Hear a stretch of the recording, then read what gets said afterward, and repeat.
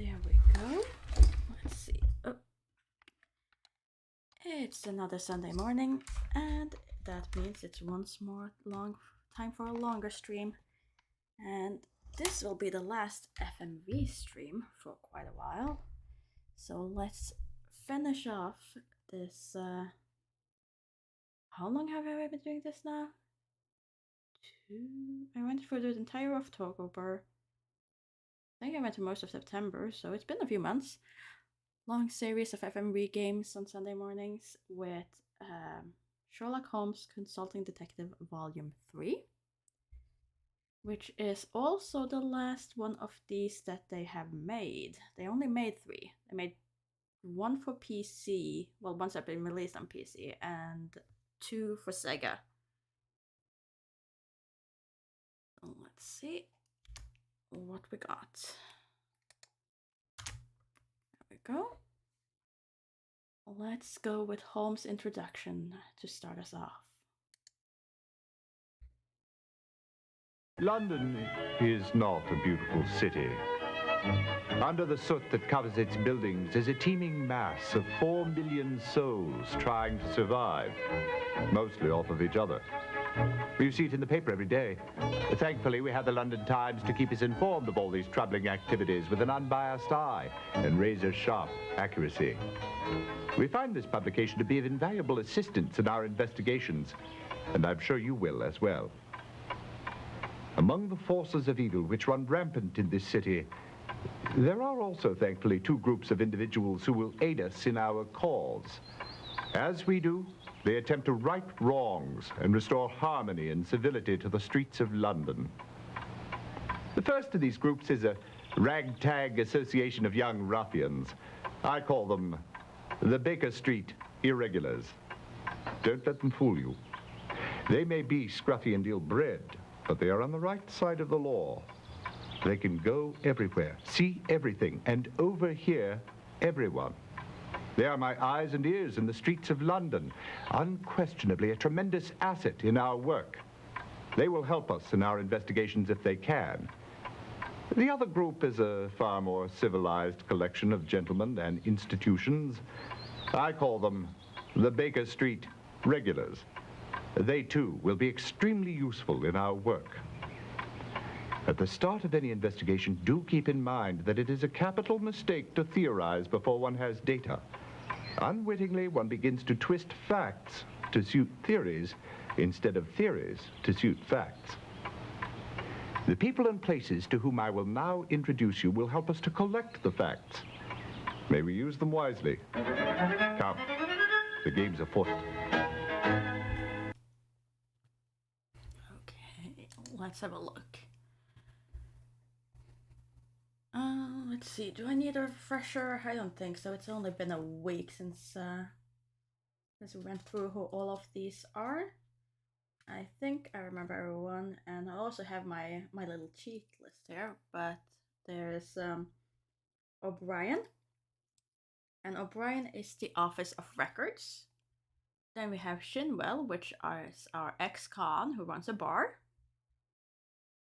Then we have Hal, and Hal is the one to go to for legal cases, current legal cases. He's the barrister. Then we have Somerset House, which is the record house for birth, death, and wills. And we have Meek. Meek is the coroner and medical examiner. You have Inspector Lestrade of the Scotland Yard, which is always useful advice. We have Henry Ellis, which is foreign news in London Times. We have Murray, which I seem to remember was head chemist and physical evidence. We have Pike, what was it? Langdale Pike for social news, all the gossips. Then we have Hogg, which I don't think I've used a lot. He's a crime reporter. And then, let's see, the last one is the London Library for everything else. So let's start the first case. Up. And that will be the solicitor.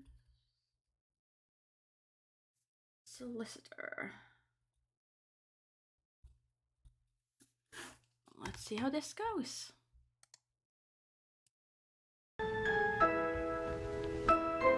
I believe the inspector may have an interesting case for us, Holmes. I told you, Watson, I am tormented by a migraine and I need to take my cure. I'll take only a moment of your time, Mr. Holmes. Go on then, Inspector, but make a stab at the essence, please. All right. A Mr. Melvin Tuttle, a junior partner with the law firm of Sloane, Swarthmore and Cartwright, dropped dead of a heart attack yesterday.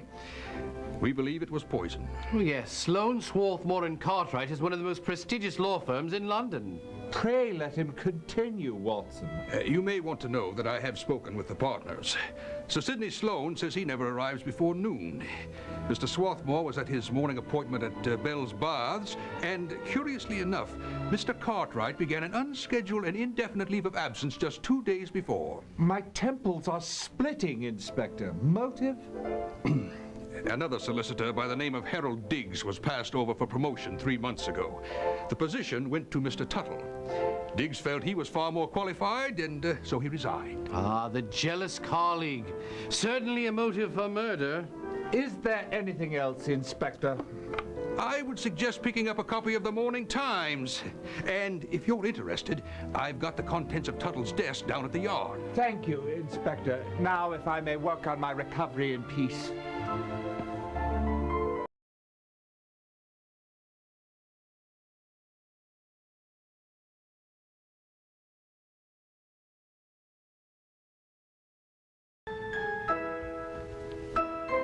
I believe the inspector may have an interesting case for us, Holmes. I told you, Watson, I am tormented by a migraine and I need to take my cure. I'll take only a moment of your time, Mr. Holmes. Go on then, Inspector, but make a stab at the essence, please. All right.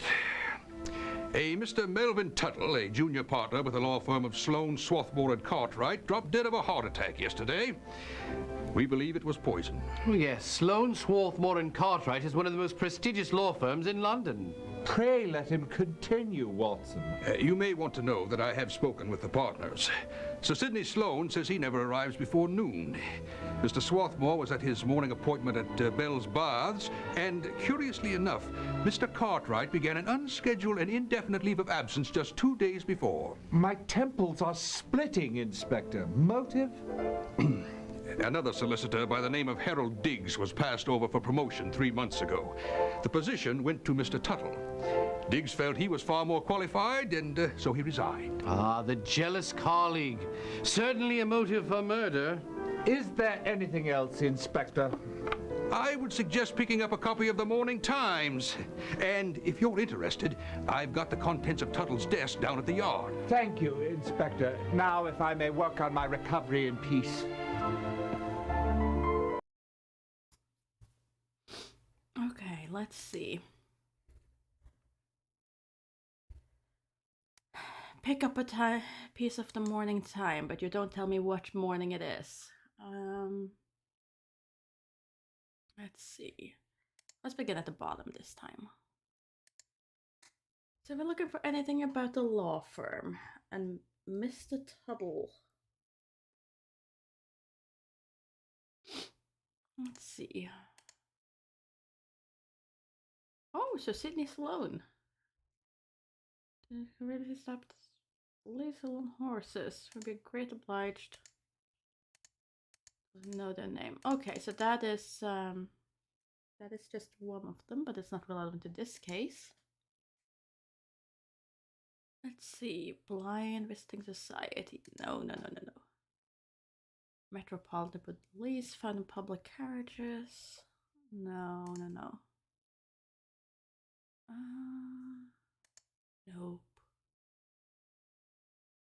Nope. Toy exhibition, huh? Kobe's annual sale of model unequipped stock. No. Foreign news. I can't see how that's gonna be related. But United States also shouldn't be related. Still cold strike in Australia. Grocery case. No. School's associate. No. New Year books. Middle urge. The Simpson announces retirement. That's not the one.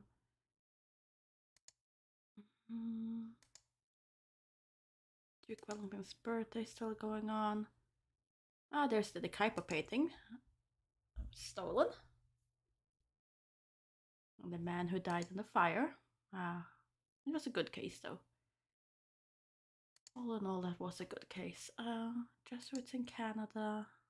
Oil Patrol. Armorier was not relevant, I think, for this one. New Guinea, Spain. There was slaver. No.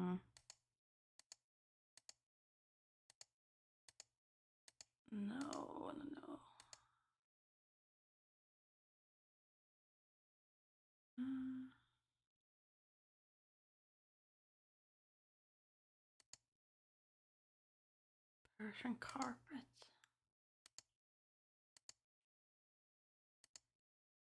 Let's see. That's all for this one. So, whoop, wrong one. Go back in. No, stop it. I don't need to hear that again. Let's see. June 6th or 26th.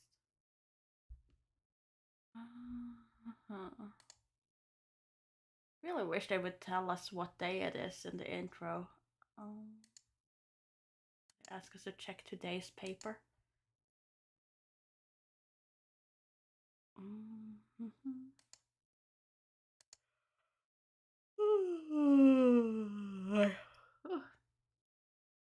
little bit tired this morning.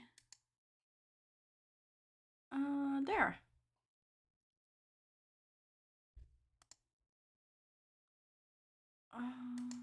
On the 25th of June, Melvin Tuttle, age 28.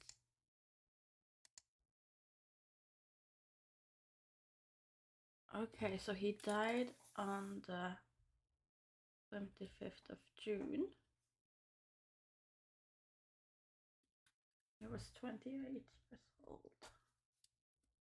I think that must be him.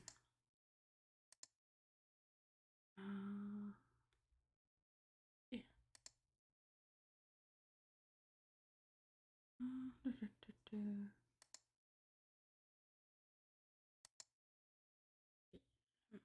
Not it.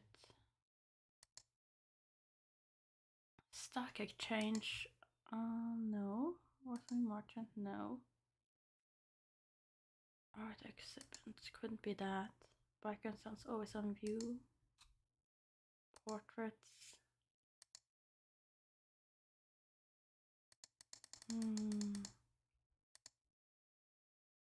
Crystal Palace novel. No, that can't be it.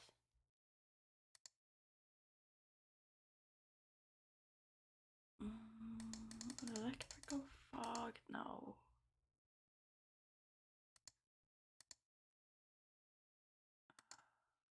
Charming bouquets.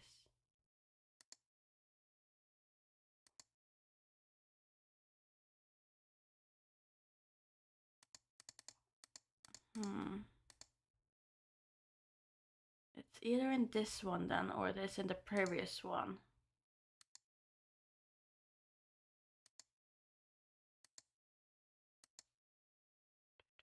Indoor servant, no. Waiter, no. Oh, partner. No.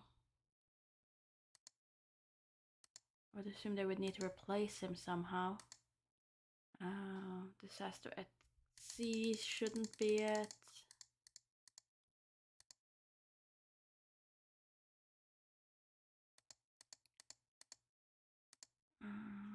That's just a number of Rubens. Constabulary, fateful accident. The runaway carriage, that shouldn't be. There, junior partner dies on the job. There we go. Melvin Tuttle, 28, a junior partner at Sloan, Swarthmore and Cartwright, died of heart failure at his desk yesterday morning at 10 o'clock. He had been recently appointed to his post as junior solicitor. Inspector Lestrade of Scotland Yard said that he had questioned 2 secretaries at the firm. Okay, we did not get their name in the video. Mrs. Margaret Porter and Miss Alice Spring. Because the attendant physician, Dr. Gerald Mason, suspected poisoning. Mrs. Porter, the senior member of staff, reported that although Mr. Tuttle had worked late on important contracts the prior evening, he appeared to be in excellent health upon his arrival and set to work completing the contracts. After serving him tea, she closed his door at his request. When she returned 15 minutes later to collect the letters he had prepared for post, he seemed tired and unsteady. Okay, so Porter served tea. Seemed fine. 15 minutes later, he is tired and unsteady.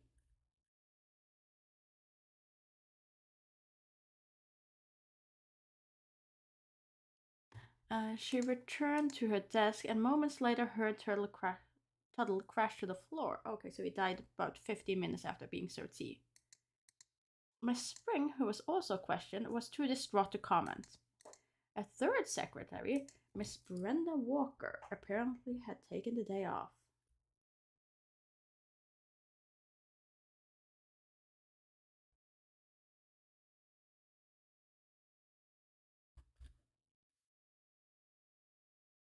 Okay.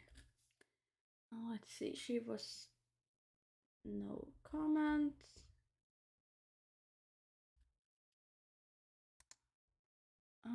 Yep. Yeah, oh, that was everything about that case. I forgot to write the name of the company. So let's just do that real quick. And Cartwright.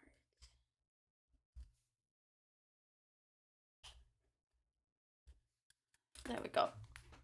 Okay, let's go investigating. Let's see. Let's start by collecting. No, let's start by going to the company. Going to the company seems to be the right thing first.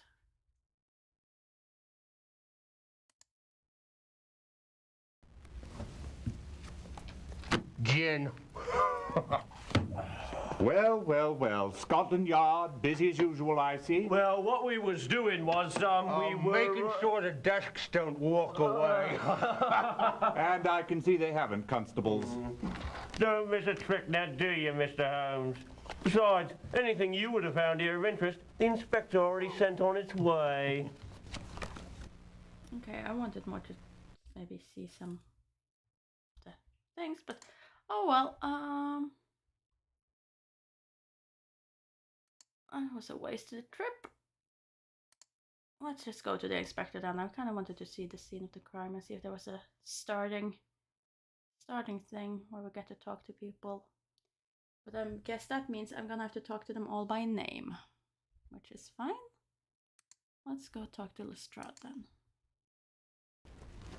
Well, Holmes, here are the contents of Tuttle's desk, just like I promised. A folder containing information on textile contracts, very tedious. 2 trust files with lists of properties, stocks and bonds. One for the British Museum and one for a Richard Mainhart. And a list of various properties that they owned at one time or another. Disraeli O'Brien's name's on top. What's this? A key from Bell's Baths. And 1 gold locket, which says, to VM with love, MT. How sweet. Is there a label on the box? Yes, J.W. Benson Limited. Curious. Here's a bill for a room from the Knights Arms Hotel. From the amount of it, it appears to be a monthly rate. Okay, that was a lot of information. let's go through that once more. Well, Holmes, here are the contents of Tuttle's desk, just like I promised. A folder containing information on textile contracts, very tedious. 2 trust files with lists of properties, stocks and bonds. One for the British Museum and one for a Richard Mainhart. And a list of various properties that they owned at one time or another. Disraeli O'Brien's name's on top. What's this? A key from Bell's Baths.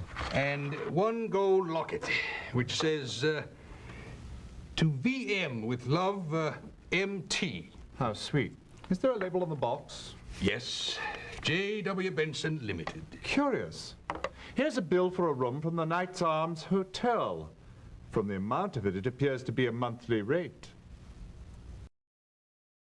Okay. Well, I gotta say, they definitely give us a lot of places to go in this one from the start, which I appreciate. I'd rather have a lot of places to go and try to figure out which one is less important than being stuck with not knowing anything.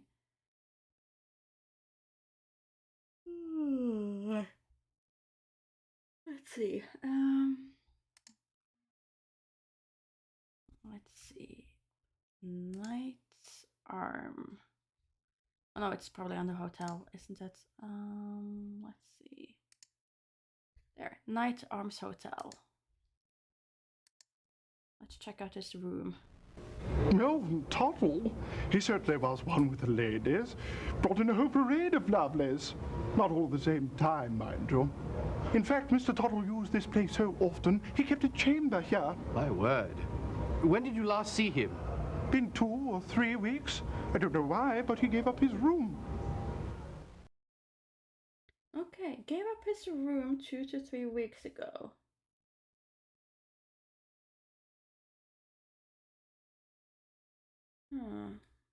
Did Mr. Tuttle find love and stopped bringing in all the ladies?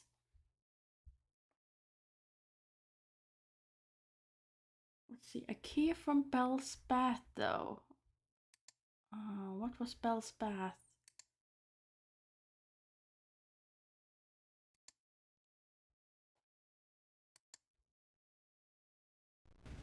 What can I do for you, sir? I'm investigating the murder of Melvin Tuttle. I don't understand. Mr. Henry Swarthmore is a member of this club, is he not? Yes? I understand he was here yesterday. Did he meet with anyone? I never pry into my customers' private affairs. Was Tuttle a member? Yes. I'm afraid I have no more time for your questions. I'm a very busy man. Good day. Now, you should have come to old Jack Jensen in the first place. Swarthmore met Mr. Livingston here yesterday morning. Cedric Livingston, the builder? That's him. He owns the place. Used to be the first mate on the Glenda sailing the China trade. I was shipmates with him. Back in '58, the captain met with an unfortunate accident, or so the story said. Mr. Livingston brought the Glenda through, and the owners gave him a fat reward and the captain's cut to boot. That's when he quits the sailor's life. Anyways, yesterday morning, Mr. Rake clears out Mr. Tuttle's locker and brought the stuff to his office. Mr. Swarthmore and Mr. Livingston was there waiting for a look-see. So Swarthmore and Livingston are friends? Thick as thieves. What were they looking for? Don't know. Didn't find it, though. Swarthmore was in a dither. Thank you, Mr. Jensen. Thanks is lovely. A few bobs better. Let's see, let's go through that one again. What can I do for you, sir? I'm investigating the murder of Melvin Tuttle. I don't understand. Mr. Henry Swarthmore is a member of this club, is he not? Yes? I understand he was here yesterday. Did he meet with anyone? I never pry into my customers' private affairs. Was Tuttle a member? Yes. I'm afraid I have no more time for your questions. I'm a very busy man. Good day. Now, you should have come to old Jack Jensen in the first place. Swarthmore met Mr. Livingston here yesterday morning. Cedric Livingston, the builder? That's him. He owns the place. Used to be the first mate on the Glenda sailing the China trade. I was shipmates with him. Back in '58, the captain met with an unfortunate accident, or so the story said. Mr. Livingston brought the Glender through, and the owners gave him a fat reward and a captain's cut to boot. That's when he quits the sailor's life. Anyways, yesterday morning, Mr. Rake clears out Mr. Tuttle's locker and brought the stuff to his office. Mr. Swarthmore and Mr. Livingston was there waiting for a look-see. So Swarthmore and Livingston are friends? Thick as thieves. What were they looking for? Don't know. Didn't find it, though. Swarthmore was in a dither. Thank you, Mr. Jensen. Thanks is lovely. A few bobs better. Let's see. That's interesting. And that was at the Bell's Bar.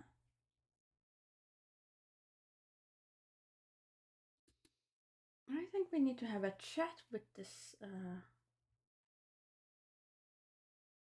Mr. Swarthmore.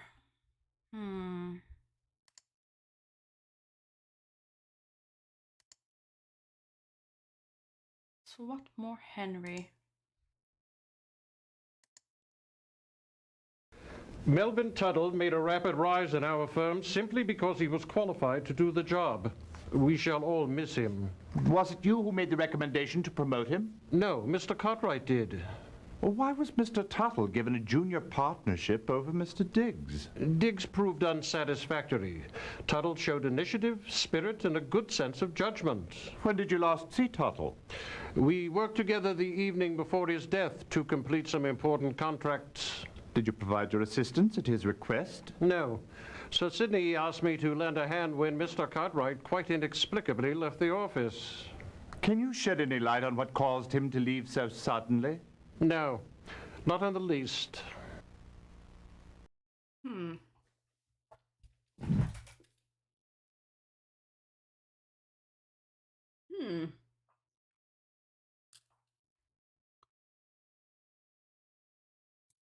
Interesting. Interesting. So you give us nothing. How did we even know that you were at Bellspaw?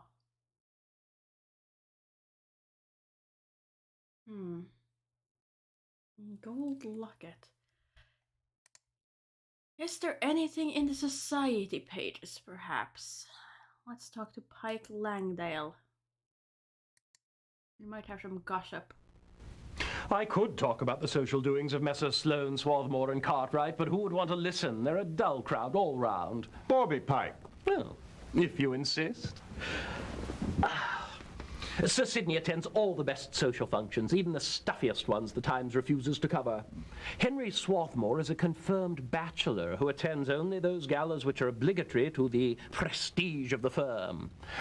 Whitney Cartwright is the forgotten man on the social scene. He habitually sends his wife, a very charming woman, in his stead.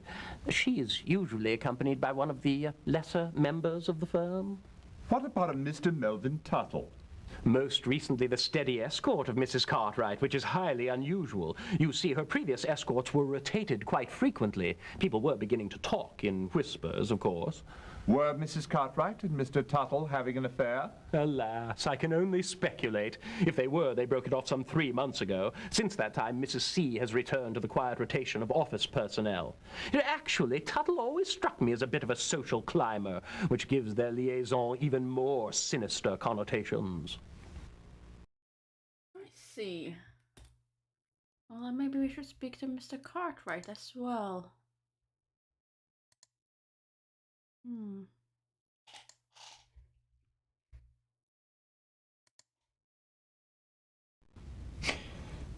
Mrs. Cartwright? Mrs. Cartwright? I'm sorry. I've had such a difficult time these past days. Tuesday I came home to discover this. I received a note at the office. I know everything. I did not know I could have been so blind. If you love him, I will not stand in your way. Whitney, oh my. And my husband was gone. I have not seen him since. He must have found out about Mr. Tuttle and me. It's ironic, but Mr. Tuttle broke off the affair 2.5 months ago when he told me he was in love with another woman. I tried to patch things up, but Melvin wouldn't hear of it. Do you think me dreadful to have done such a thing, Dr. Watson? Why, no, I suppose. My husband worked morning, noon, and night. I needed to be loved. Yes, so... who do you suppose found it necessary to tell your husband about the affair?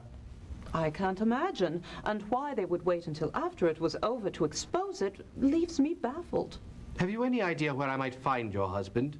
I wish I did. I sent our butler to inquire at the Criterion Club, but I don't know for certain. If you do find him, Dr. Watson, promise me something. Anything, Mrs. Cartwright, within reason. Please, please tell him that I love him, and I swear I'll make it up to him. Okay, so let's see. He was at the Criterion. Criterion Club.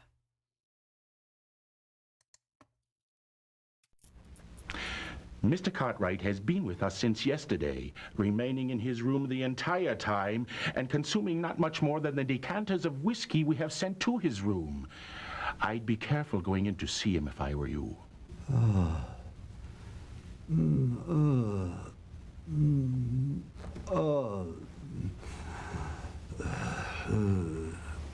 Mr. Cartwright, I've come to ask you some questions about the murder of Melvin Tuttle. What did you say? The murder of Melvin Tuttle? Yes. Can you tell me why you left the firm's offices so suddenly on Tuesday? I received a note. It was very distressing. Everything she needs is Mrs. C. Furs and jewels and ever empty. While the husband works, the wife will play, and thus runs the world away. I was completely blind to it, of course. All the hints I'd seen but did not recognize became clear. I was so wrapped up in my work. I went home to speak with my wife, but she was out. The longer I waited, the less courage I had to face her. And I somehow ended up here. Does my wife know of Tuttle's death? Yes. She said she loves you and will make it up to you. Perhaps we can make it up to each other. What was exactly in that note? Everything she needs. On Tuesday. I received a note. It was very distressing. Everything she needs is Mrs. C. Furs and jewels and ever empty. While the husband works, the wife will play, and thus runs the world away. I was completely blind to it, of course. All the hints I'd seen but did not recognize became clear. I was so wrapped up in my... Okay. So I don't think he did it, but I do think someone is using him as a scapegoat, but perhaps.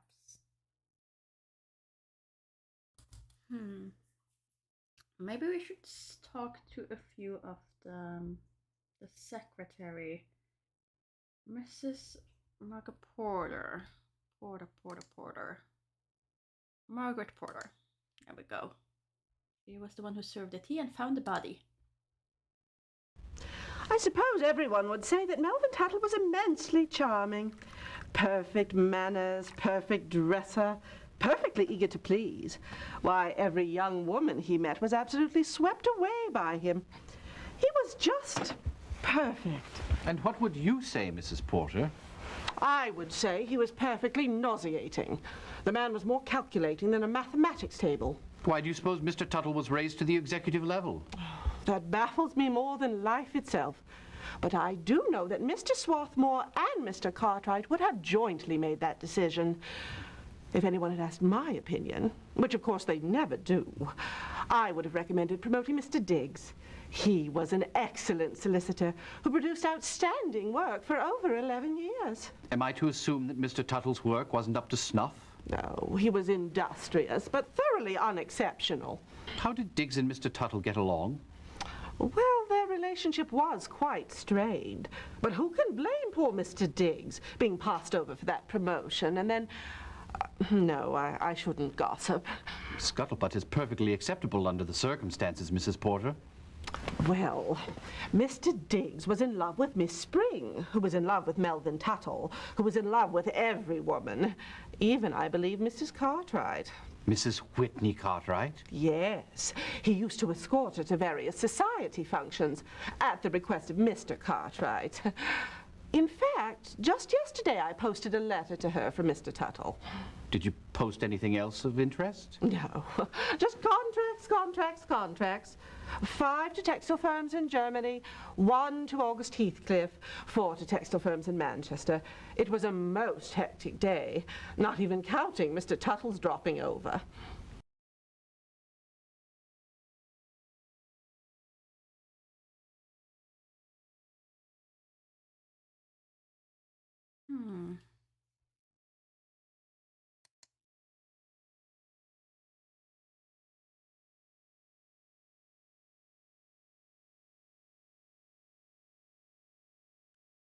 Let's see.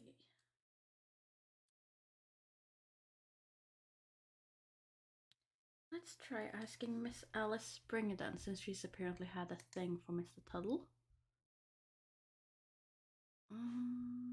Spring Alice, there we go.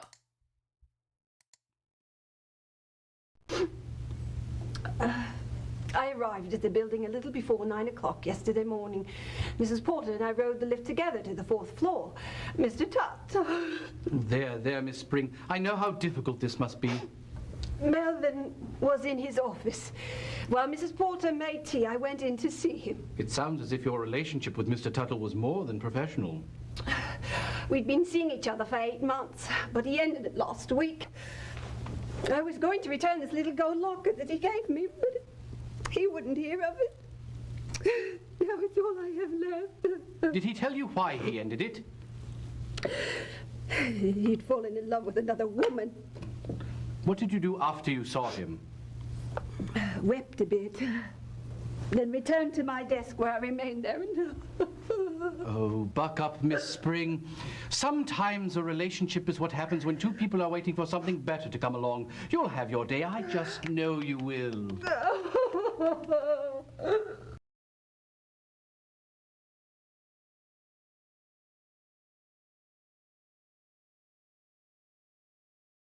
Interesting. So he made multiples of those lockets.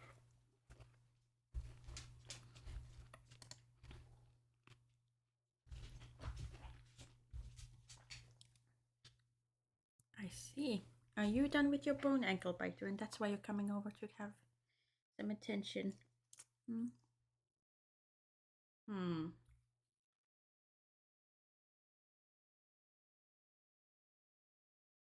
It was Benson's Unlimited, I think. It made the jewels. There we go. G.V. Benson Limited. Could probably just send the regulars there instead of going ourselves, but who cares about the points? Mr. Tuttle was a very good customer. He bought dozens of gold-plated lockets, each time varying the inscription. It's a small wonder how a man keeps that many women straight. What of the diamond locket he purchased? He bought that last week. That one was solid gold, not plate. I believe he was finally getting serious about someone. Oh, how lovely for him. And too late.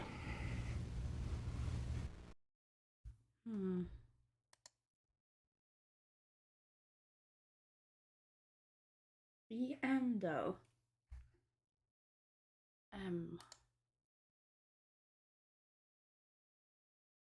No B's. It was BM, wasn't it?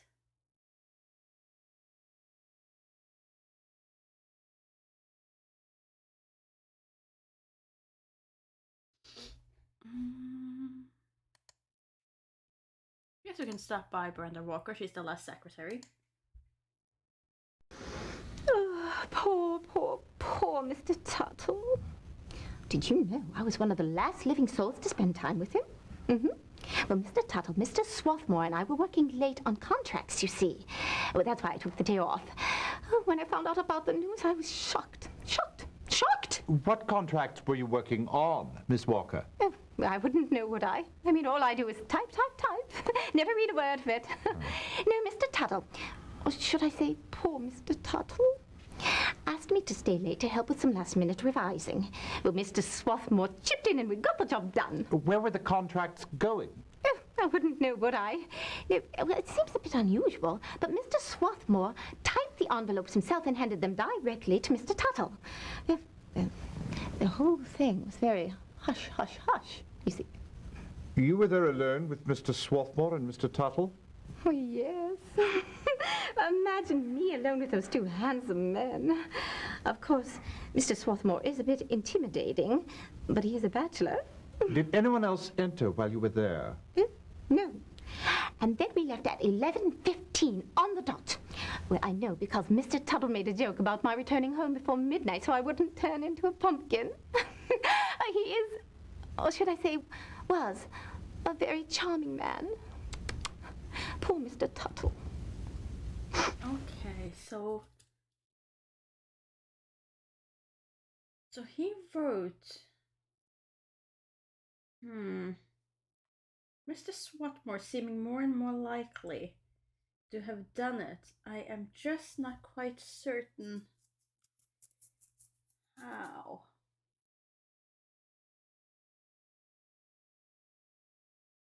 Because he typed on the envelope where it was to be sent. Where did it go now again? I didn't write that down because I didn't think it would be that interesting. That was Margaret Porter who told us what was on the envelopes. Let's go back to Margaret Porter. I suppose everyone would say that Melvin Tuttle was immensely charming. Perfect manners, perfect dress for over 11 years. Am I to assume that Mr. Tuttle's quite strained? But who can blame poor Mr. Diggs being passed over for that promotion and then... no, I shouldn't gossip. Who was in love with every woman, even, I believe, Mrs. Cartwright. Mrs. Whitney Cartwright? Yes. He used to escort her to various society functions at the request of Mr. Cartwright. In fact, just yesterday I posted a letter to her from Mr. Tuttle. Did you post anything else of interest? No. Just contracts. 5 to textile firms in Germany, 1 to August Heathcliff, 4 to textile firms in Manchester. It was a most hectic day, not even counting Mr. Tuttle's dropping over. 1 to August Heathcliff.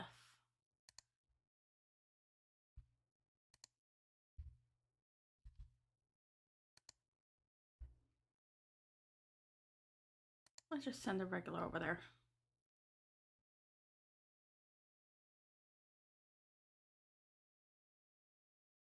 Smells like lilac.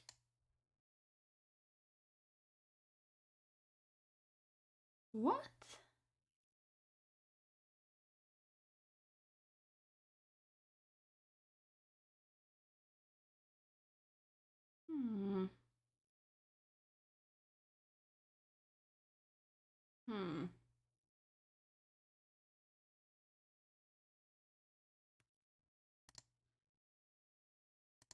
Let's go and talk to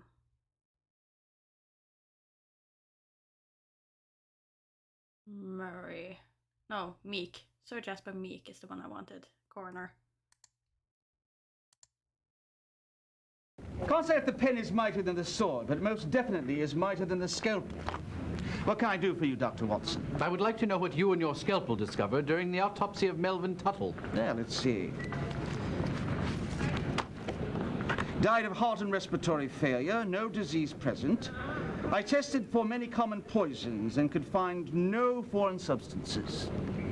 Of course, I know you realize many poisons are virtually undetectable unless you know what you're looking for. Of course. Say, Watson, I was going to run off and catch the cricket match. Care to join me? Tempting, Sir Jasper, very tempting. That gave me absolutely nothing I didn't know already. Let's see. Let's think about this. So, Mr. Tuttle, who's been in a relationship with a lot of these women, keeps giving everyone gold-plated lockets. Then, I really want to double check that it was MB that was on the locket that he got or found with him. So let's just go back to Inspector Lestrade. Well, Holmes, here are the contents of Tuttle's desk, just like I promised. A folder containing information on textile contracts, very tedious. 2 trust files with lists of properties, stocks and bonds, one for the British Museum and one for a Richard Mainhart. And a list of various properties that they owned at one time or another. Disraeli O'Brien's name's on top. What's this? A key from Bell's Baths. And 1 gold locket, which says, to VM with love, MT. How sweet. Is there a label on the box? Yes. J.W. Benson Limited. Curious. Here's a bill for a room from the Knights Arms Hotel. From the amount of it appears... To VM with love, MT. How sweet. Is there a label on the box? Yes. J.W. Benson Limited. Curious. Here's a bill for a room from the Knights Arms Hotel. From the amount of it appears to be a monthly rate.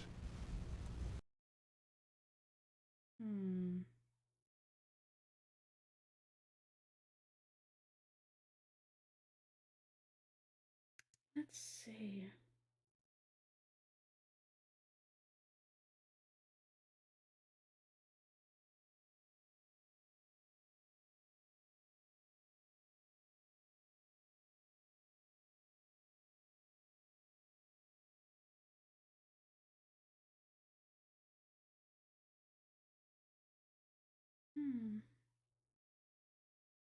Okay, so we don't really have anyone that has a last name that starts with M on our suspicion list at all.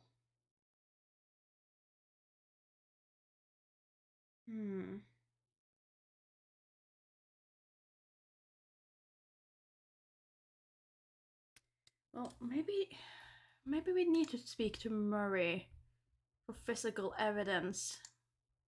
Maybe he has something. You would imagine he would at least investigate the tea to see if someone poisoned the tea.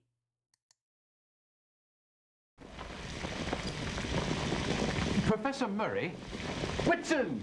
Holmes! What are you 2 young sleuths working on today? The Melvin Tuttle case, and it's Holmes and Watson, sir. That's what I said, didn't I? Now, the Yard delivered a whole pile of evidence for this one. Toffee, tea, tobacco, pipe. Sounds like my breakfast this morning. Although right now I'd prefer some fish and chips. What did you discover, H.R.? Toffee. C12H22 oil, 93%. Layman's terms, did you discover any poison? The toffee and the tobacco were merely toffee and tobacco. Now, the tea contained the slightest trace, but more significantly, there was a higher concentration on the lip of the cup. What about the pipe? The tip of the stem. What sort of poison is it, Professor? China berry, a paralyzing nerve poison. Just traces can stop the hurt permanently. It smells faintly of lilac. But you might read up on it in a book at the London Library. Where would one obtain such a poison, Professor? One might strike up an acquaintance with a South Sea Aborigine. Ah, it is not then readily available in London? No. Thank you, Professor, for your time. How much time was it, gentlemen?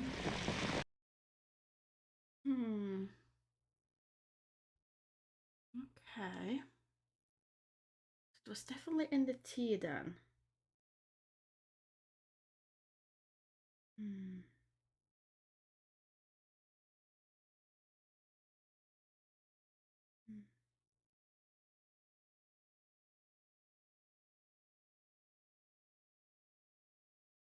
Let's see.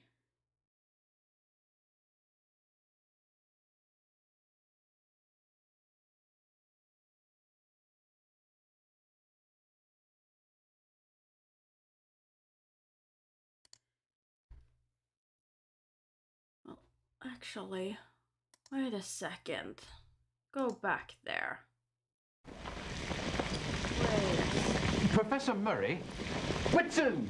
Holmes! What are you two young sleuths working on today? The Melvin Tuttle case, and it's Holmes and Watson, sir. That's what I said, didn't I? Now, the Yard delivered a whole pile of evidence for this one. Toffee, tea, tobacco, pipe. Sounds like my breakfast this morning. Although right now I'd prefer some fish and chips. What did you discover, H.R.? Toffee. C12H22 oil 93%. Layman's terms, did you discover any poison? The toffee and the tobacco were merely toffee and tobacco. Now the tea contained the slightest trace, but more significantly, there was a higher concentration on the lip of the cup. What about the pipe? The tip of the stem. What sort of poison is it, Professor?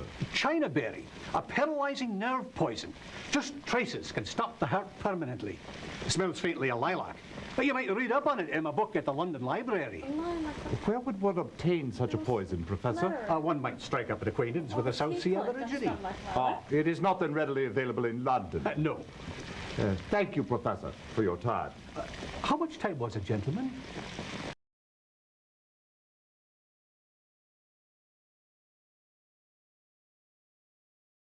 I mean, it seems so clear that it must have been Margaret Porter, because she was the one who mailed the letters, and the letter smelled of lilac.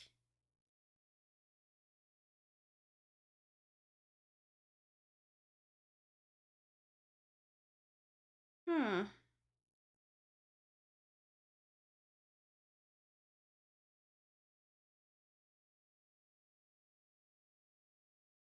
Hmm.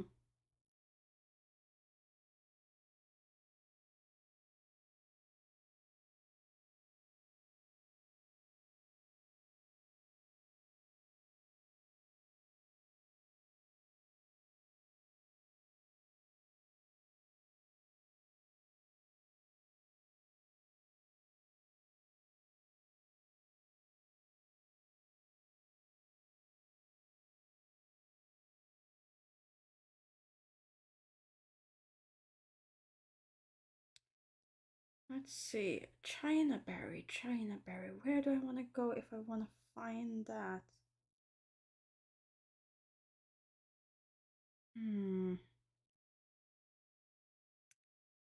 I mean, maybe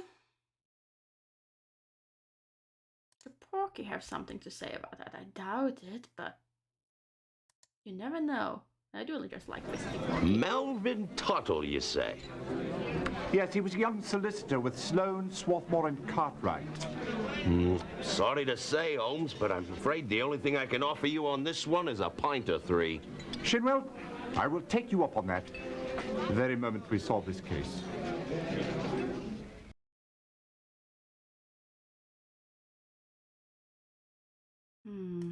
Okay. I was hoping he might tell us something about the poison.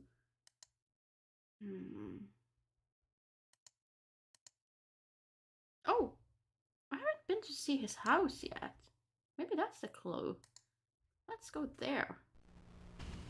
My word, someone was looking for something. And it appears that perhaps they didn't find it. Look, Holmes, correspondence from Mrs. Cartwright, dated 22 June.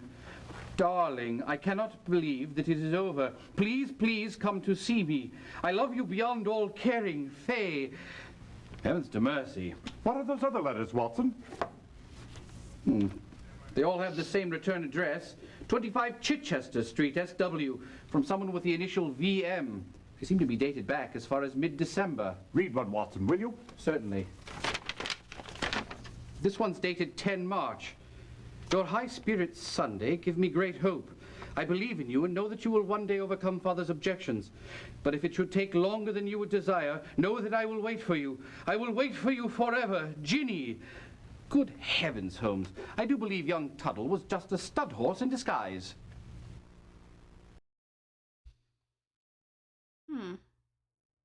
One day overcome Father.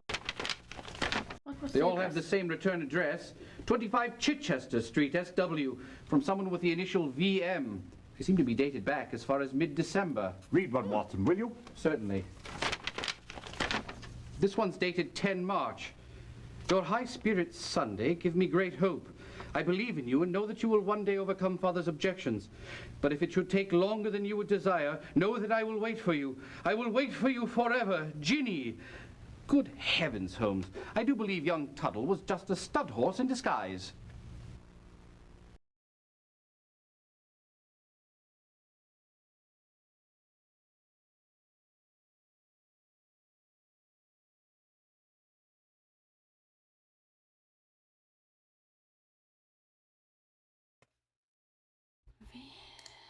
Let's see. Let's go back. There gotta be something I'm missing there with the M.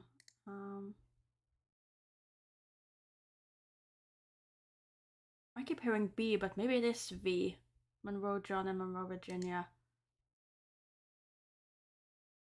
And Virginia would make sense with Ginny. So let's go there. Tuttle, that popinjay! Papa, please! Virginia, that will be quite enough. Tuttle had the unmitigated gall to ask for my daughter's hand in marriage, and I forbade her to see him. She has had utterly no contact with him since. That I can assure you. That's not true! You defied my orders? How dare you? Young lady, have a good mind that... Mr. Monroe, please. Let your daughter speak. Thank you, Mr. Holmes. Mel and I met almost every Sunday in St. James Park and corresponded frequently. As soon as he had attained the position my father required, we were to be married. He was made a junior partner only last week. I think this might be important to you, sir. Thank you, Miss Monroe. Most intriguing. Oh, wait, what? Oh dear. What does that even say? G. Hamilton, 2,000 pounds. G. Hamilton to Livingston. Livingston to British Museum, but it was 2,000.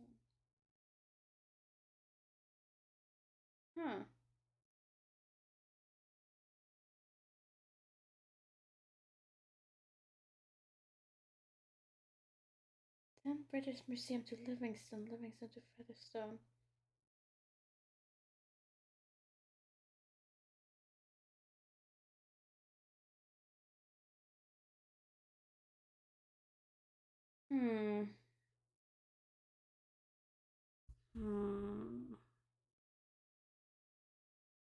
Okay, so Livingston is doing something. Livingston is seen from British Museum. Very weird. Very strange.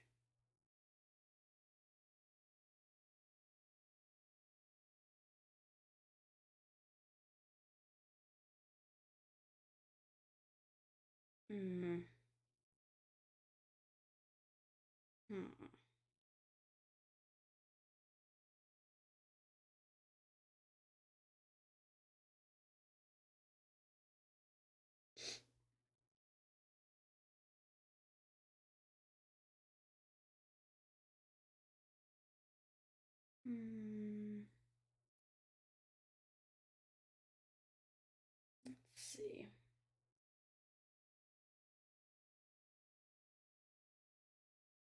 How much more do I need? Do I have enough to go to the judge? Hear ye, hear ye. Oh dear. The Queen's Court stands in order. Good afternoon. I understand you've been investigating the murder of Melvin Tuttle. Truly a sordid affair. So tell me, who was the murderer? Please choose from either your notebook or the directory.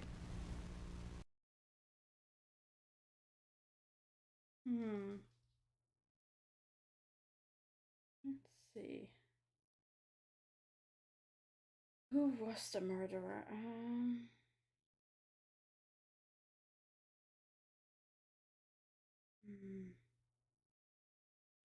Let's see. The murder must have been. It must have been.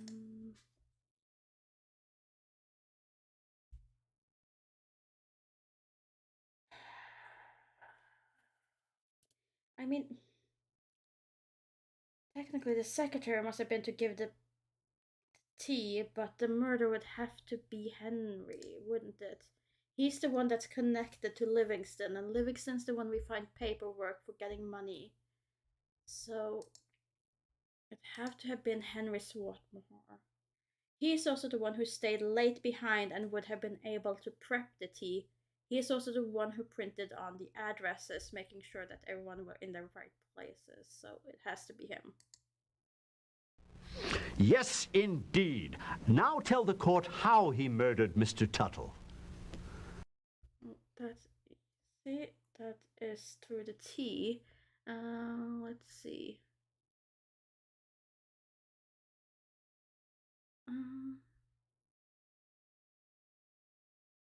He put poison on the lip of Tuttle's teacup.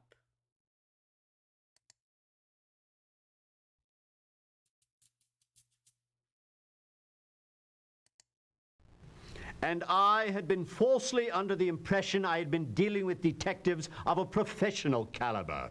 I have no choice but to return you back to the beginning.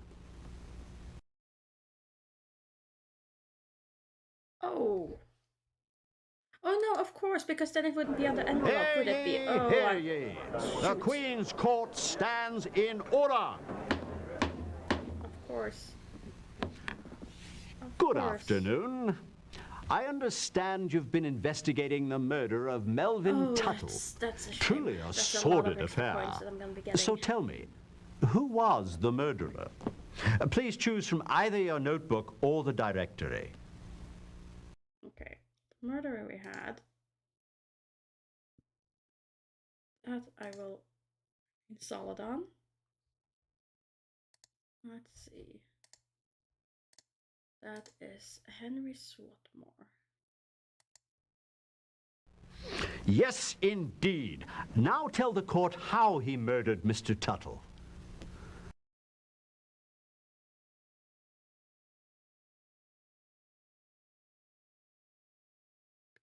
He put poison on the contract and was that Tuttle sealed. That makes more sense.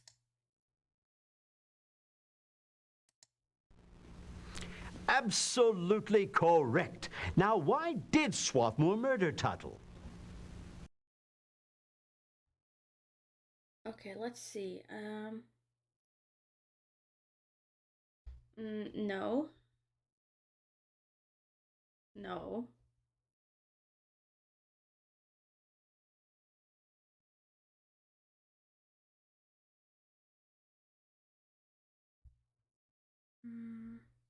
It was this one. Misusing his power for eternity. Because Cartwright wasn't in it, it was just Swarthmore. So it gotta be this one. Excellent deduction. Now tell us who was Swarthmore's accomplice. And again, you may choose from your notebook or your directory. Okay, that gotta be Livingston, isn't it?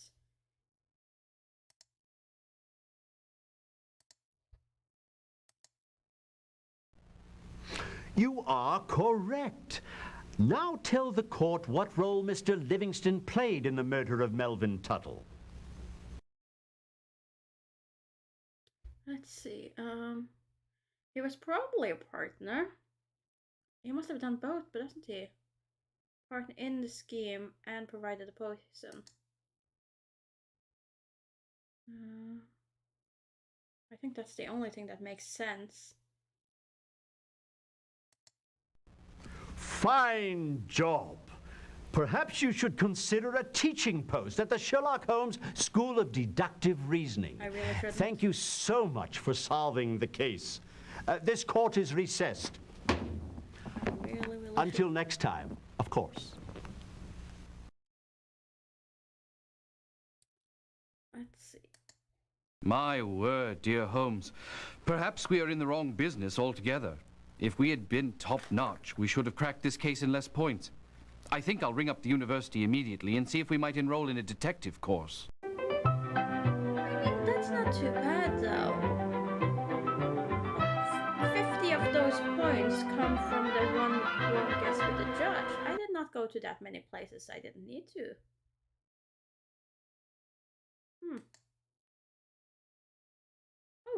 that was the solicitor. We will move on to the banker's final death.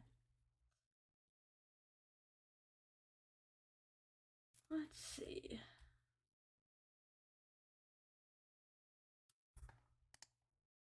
No, I don't. No need to save. 7-letter word rhymes with carob. Well, what brings you to our humble abode on this cold and windy morning, Inspector Gregson? I'm certain it's not for Mrs. Hudson's tea and crumpets. Likely not. It's murder, gentlemen. A very troubling murder. How unfortunate. Please, tell me everything. The chief accountant for the Bank of England, Oswald Mason, was found murdered at his home at 10 o'clock last evening by his wife. He seems to have been a simple, hard-working man, and on the surface there seems to be no motive. Well, what about the Yard? I can't believe Scotland Yard has exhausted all its resources. Why are they turning to me? I am here at the request of the Exchequer. It seems that Mr. Mason was doing some important work for the Treasury, and the Chancellor wants to make sure that this gentleman's death has nothing to do with the work he was involved in. Have you any evidence that the murder is related to the Treasury matter? No. I tried to convince the Chancellor that unless some new evidence turns up, it looks as if Mason's death was just another commonplace murder that the Yard can solve. Holmes always says there's nothing so unnatural as the commonplace. You learn well, Watson. Ah! Yeah. And as soon as I finish this vexatious crossword puzzle, I shall look into the matter. Let's see. At the request of the murder. How unfortunate. Please, tell me everything. The chief accountant for the Bank of England, Oswald Mason, was found murdered at his home at 10 o'clock last evening by his wife. He seems to have been a simple, hard-working man, and on the surface there seems to be no motive. Well, what about the Yard? I can't believe Scotland Yard has exhausted all its resources. Why are they turning to me? I am here at the request of the Exchequer. It seems that Mr. Mason was doing some important work for the Treasury, and the Chancellor wants to make sure that this gentleman's death has nothing to do with the work he was involved in. Have you any evidence that the murder is related to the Treasury matter? No. I tried to convince the Chancellor that unless some new evidence turns up, it looks as if Mason's death was just another commonplace murder that the Yard can solve. Holmes always says there's nothing so unnatural as the commonplace. You learn well, Watson. Ah! Yeah. And as soon as I finish this vexatious crossword puzzle, I shall look into the matter.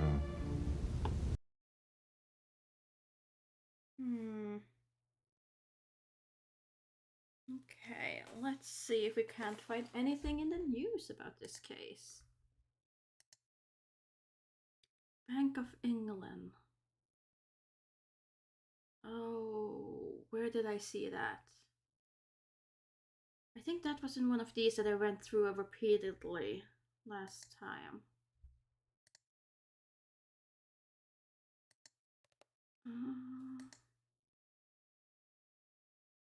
Let's see.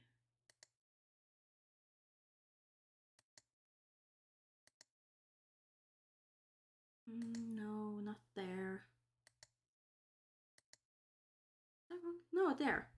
On the 10th of April,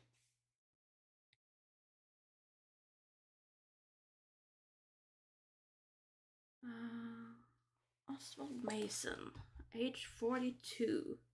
No, age 43. Age 43. Let's see, is there anything more about him?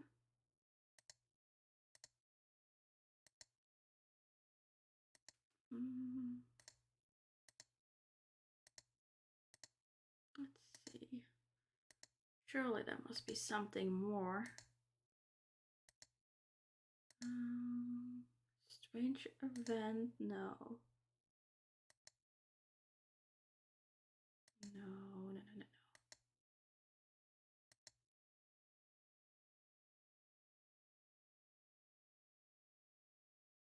Oh.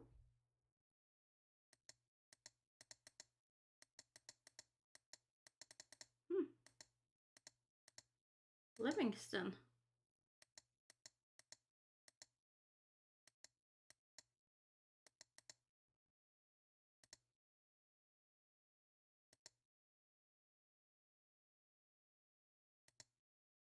There we go. Murder in Bloomsbury.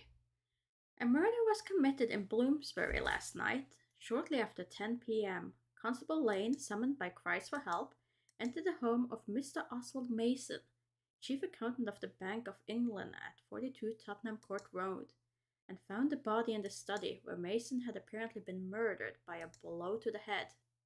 Mr. Mason's body was discovered by his wife upon her return to their home around 10 p.m. The police report only that the intruder apparently entered by an upstairs window, and judging by the disarray of the study, a struggle occurred in which Mr. Mason met his death.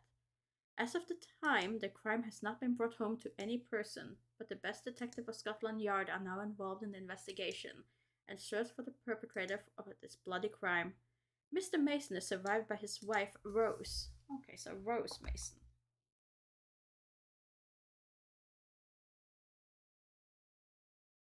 So Rose Mason found the body at 10 p.m. Okay. And let's see, she had been out upstairs window and a struggle in the study.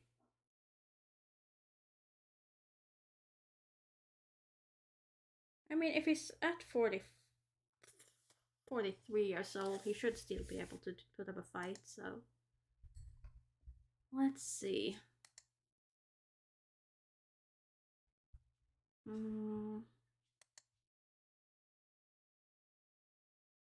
Let's go and find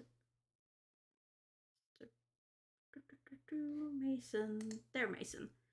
And we want Rose Mason, which isn't even in the book. Oh well, then we go to his house, Oswald Mason.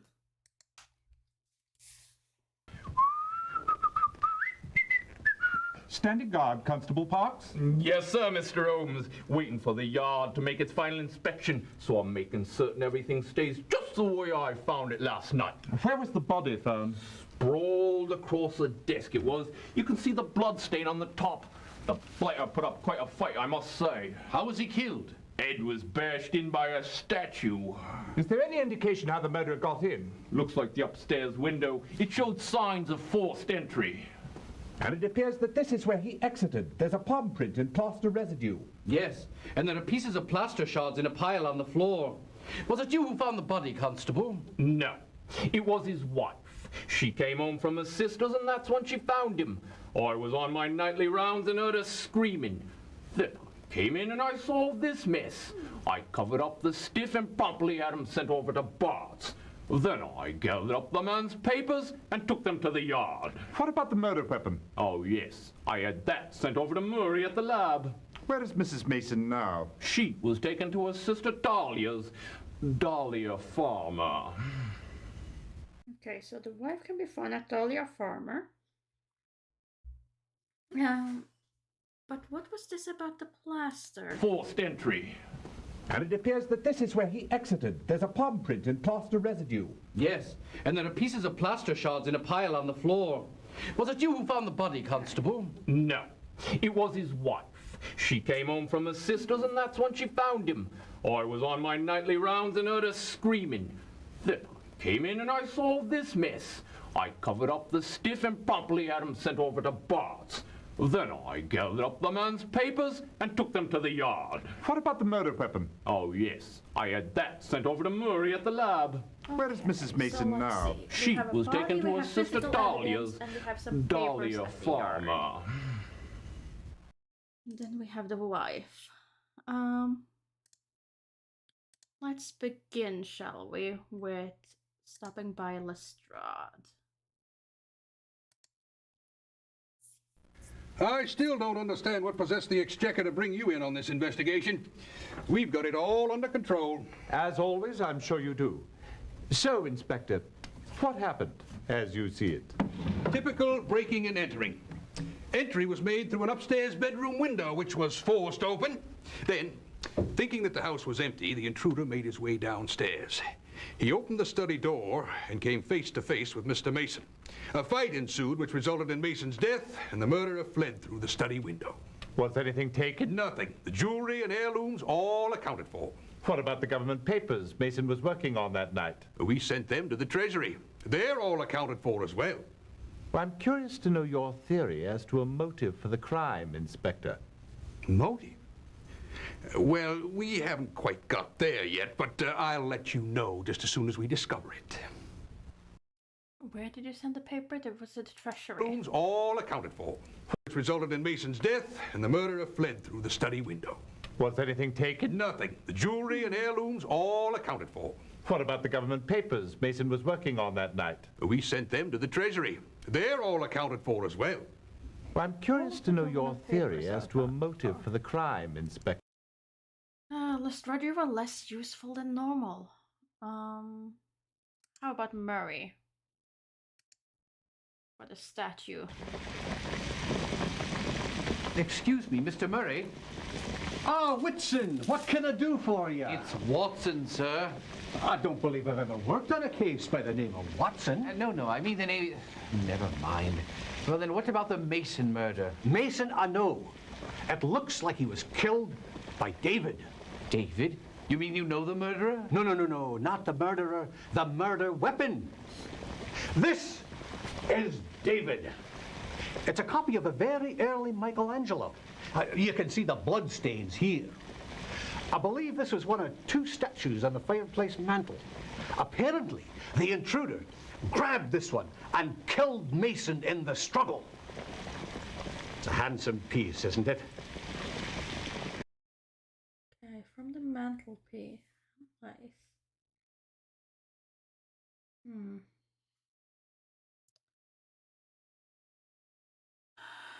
Let's see.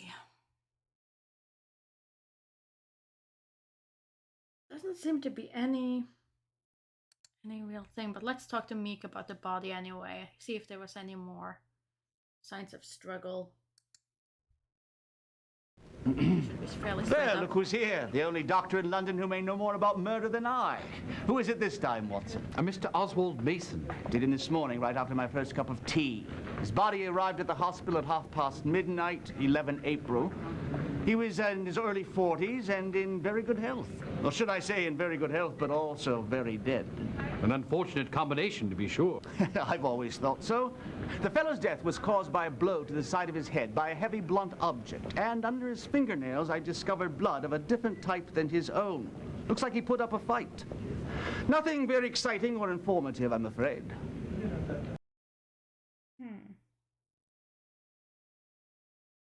Nothing interesting there.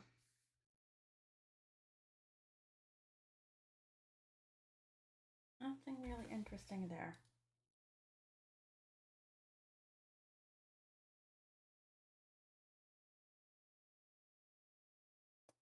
Well, let's see.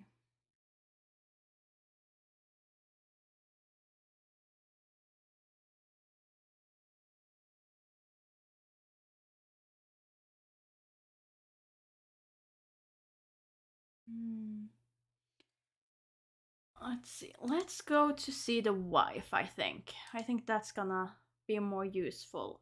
She was at... no, Farmer. Dahlia Farmer. There we go.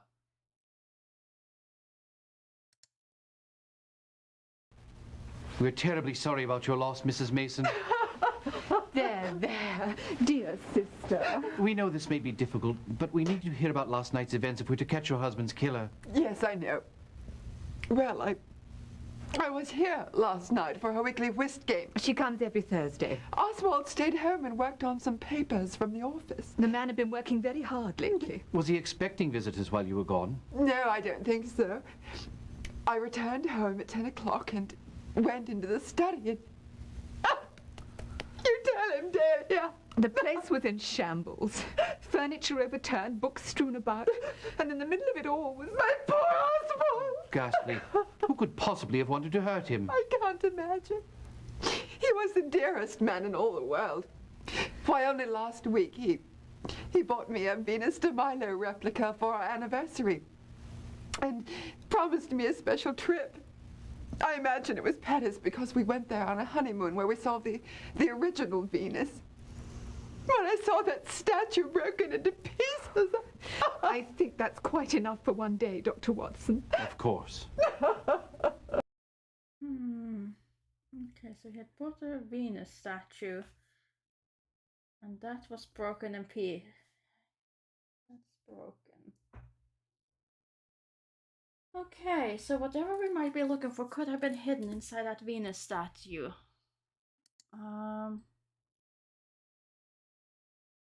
Let's go to the treasury. See if they have anything to say about all the papers. Sir Adrian, we are investigating the murder of Oswald Mason. Capable fellow. Bloody inconvenient, this murder. Inconvenient? Mason was to have a report for me, dealing with some rather embarrassing irregularities. Do you feel that his death might have anything to do with his work here at the Treasury? Well, the investigation was dealing with some rather large sums of money. But a murder, it doesn't make any sense. It won't stop the investigation, only delay it. Besides, all of Mason's papers were accounted for. What was the nature of Mr. Mason's investigation? Well, as you know, the Exchequer is responsible for the financial well-being of the empire. We've relied on Bacon and Company to handle many of our investments. Do you know them? They are one of the largest investment houses in London. Yes. And 6 months ago, it came to our attention that they are in deep financial straits. They are not in possession of sufficient liquid assets to meet their current liabilities. They had invested in too many securities that were weighing down the London stock market. So, Her Majesty's government and Lionel Foxcroft, the governor of the Bank of England, guaranteed to cover the discredited securities. But when we audited their books, we discovered they had invested in far more securities than they were reporting. Over £1,300,000 worth. So Mr. Mason was attempting to trace the additional securities? Exactly. Have you any idea who is doing the embezzling? There's little doubt that Bacon and Company's directors, Michael Essex and Mitchell York, were hoping to profit while England slept. Okay, let's see. York and... Michael Essex and Mitchell York were hoping to profit while England slept. What was it? Over £1,300,000 worth. So Mr. Mason was attempting to trace the additional securities? Exactly. Have you any idea who is doing the embezzling? There's little doubt that Bacon and Company's directors, Michael Essex and Mitchell York, were hoping to profit while England slept.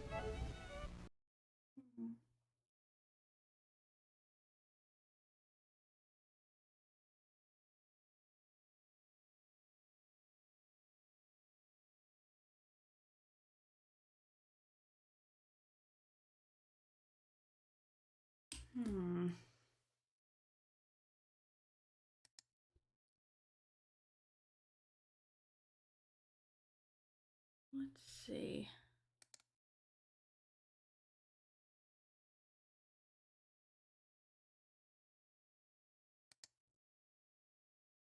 Maybe we should go over to Bacon and Company.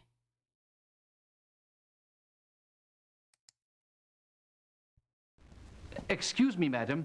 We're investigating the murder of Oswald Mason, and we understand your company may be involved in an audit that... Stop right there. You may save your breath. Our solicitors have advised us not to speak to anyone regarding this audit matter, so mum's the word. But I merely wanted to know... I said you can save your breath, sir.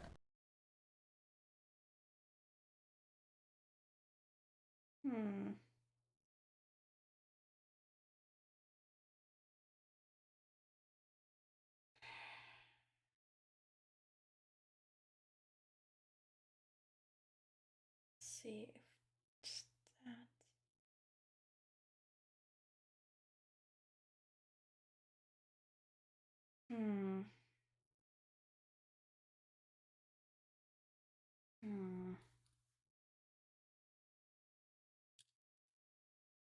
Where can we go next then?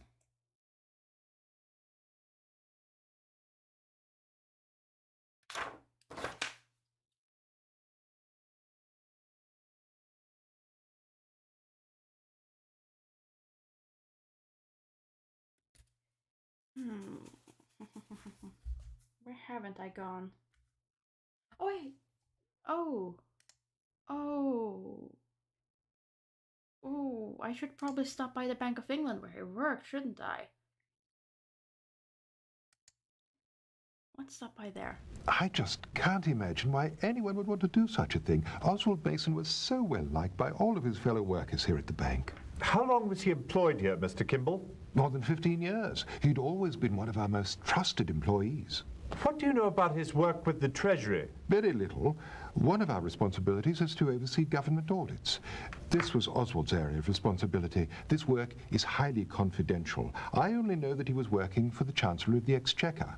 You'll have to talk to the Governor, Lionel Foxcroft, if you have questions about this. I'm sorry, that's all I know. May we examine his office? I suppose that would be acceptable. I am planning to have his secretary, Mrs. Mabel Brown, sort through his papers, but under the circumstances, I gave her the day off. Here's Mr. Mason's bank statement. It appears that on April 4th he drew a personal cheque for £240. Look, Holmes, passages for 2 to Greece from Aberdeen Navigation, purchased the 28th of March.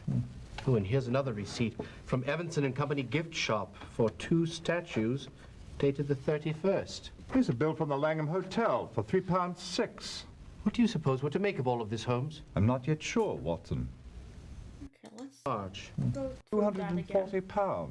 Look, Holmes, passages for 2 to Greece. But under the circumstances, I gave her the day off. Here's Mr. Mason's bank statement. It appears that on April 4th he drew a personal cheque for £240. Look, Holmes, passages for 2 to Greece from Aberdeen Navigation, purchased the 28th of March. Oh, and here's another receipt from Evanson and Company gift shop for 2 statues, dated the 31st. Here's a bill from the Langham Hotel for £3.06. What do you suppose? Oh, and here's another receipt from Evanson and Company gift shop for 2 statues, dated the 31st. Here's a bill from the Langham Hotel for £3.06. What do you suppose we're to make of all of this, Holmes? I'm not yet sure, Watson. 2 statues and 2 tickets to Greece. How about we go and talk to his secretary? Maybe that will help. Mabel Brown, there she is. How can I help you, gentlemen? We understand you were informed of Mr. Mason's death. Yes. Mr. Kimball gave me the bad news this morning. Can you think of any reason why anyone would want to murder Mr. Mason? Oh, no. He was such a nice man. He was tremendously well liked by everyone at work. And he and Mrs. Mason have been so very kind to me ever since my husband died at sea 3 years ago. Why, they've almost been like a family to me. Last week for my birthday, they gave me a lovely little statue. Oh. There, Mrs. Brown. I'm sorry. I was just thinking about when I came home from work late last night. My little birthday statue had fallen onto the floor and was broken into bits. Oh, it was almost as if it was an omen. Perhaps we should go, Holmes. Good thinking, Watson. I'm sorry, gentlemen. It's just that this is all so very difficult. You told us quite enough, Mrs. Brown. We'll just show ourselves out. Okay, so first Stiff statue upper was lip. also broken.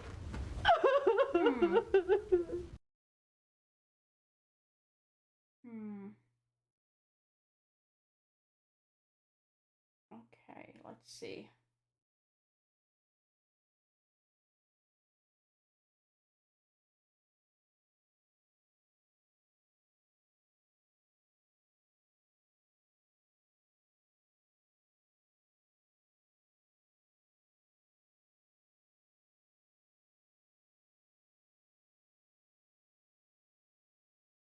Let's see, where do we go from there? We should probably go to Everson and Co. gift shop. It's got to be something in them.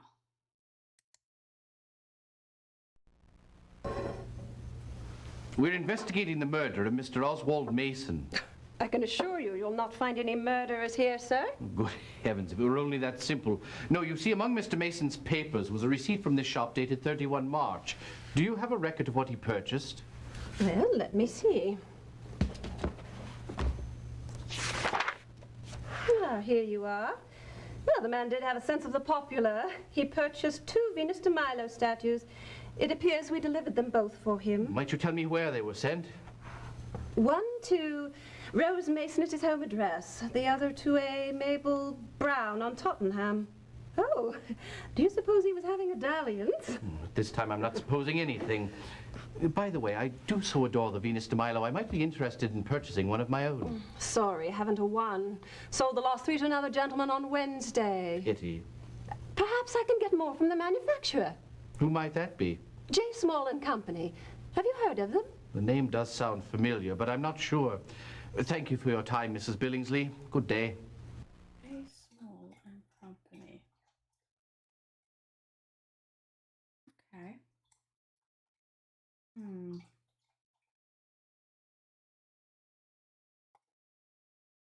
I think I will go there. Let's see. J. Small and Company. Mrs. Small, we are interested in obtaining information about the Venus de Milo statues that your company manufactures. I must say, that certainly has become quite a popular item lately. We understand they're smashing. That is precisely what a nice gentleman said when he came in on Wednesday. He didn't mention his name, but he did say that he had a shop in Southampton. He purchased our last 5 and wanted to know where he could get more. I told him the rest had been sold to other shops. He wanted their names, and so I gave them to him. And who might they be? I wouldn't mind picking up one myself. I've always admired the Venus de Milo. Evanson and Company and the gift shop at the British Museum.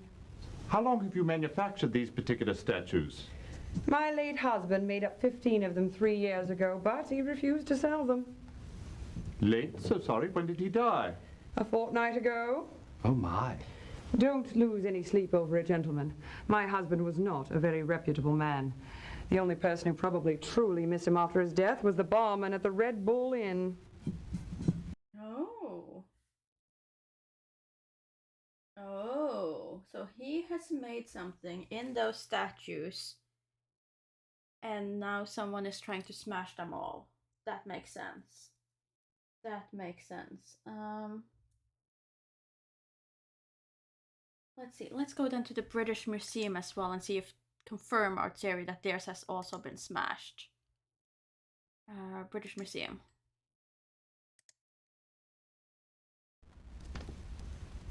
Excuse me, I'm eager to see one of your Venus de Milo statues. So sorry, sir, we sold out of them yesterday. Do you have the names of the customers? It was just one woman. She bought all 5. Said her name was Mrs. Smith. I am certain I've seen her on stage before, although not under that name. For the life of me, I can't remember what her real name is. Oh, that's a shame. Seen her on stage.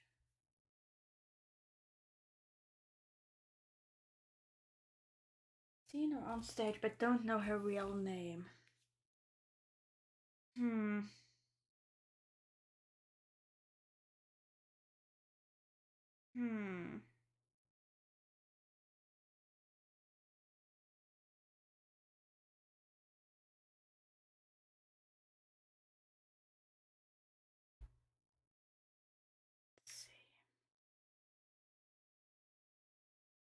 Let's see, what am I missing?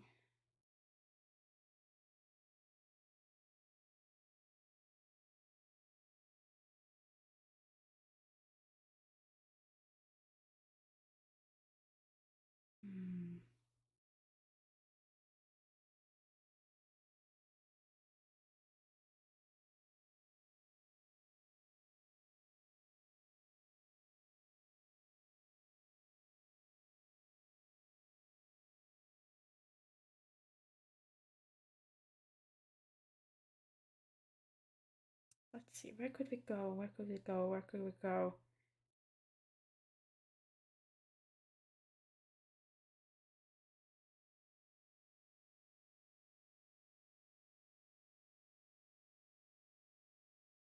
Let's go to the Red Bull Inn. It makes sense. If the only person who's gonna miss the guy is the guy at Red Bull Inn, surely he must have some information. Johnny Small.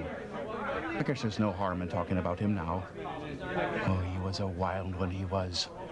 No surprise that he came to such a violent end. I've always wondered where he came up with the money for that ceramic shop of his. There were tales about the Drummond Bank robbery and other heists. But I tell you, I don't know much about that. I do know that Johnny wasn't always on the right side of the law. But he was a good bloke. He took care of his mates. The word on the street is that his wife did him in with poison.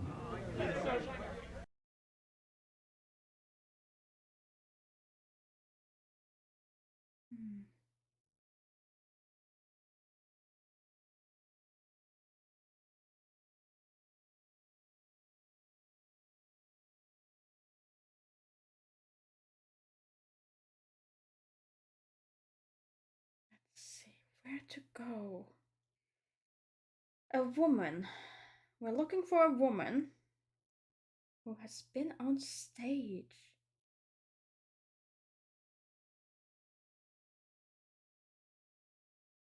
And that's been on stage. Is there anything?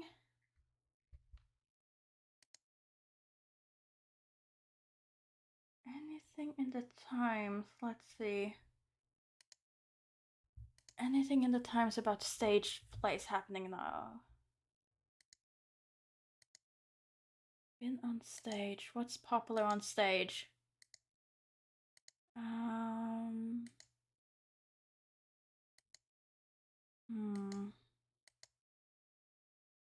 Not sports.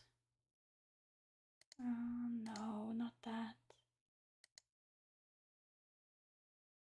Oh, here we go. J. Smalls and Company, ceramic and miniature replicas. Huh. That wasn't what I was looking for now. Right now I'm looking for a play.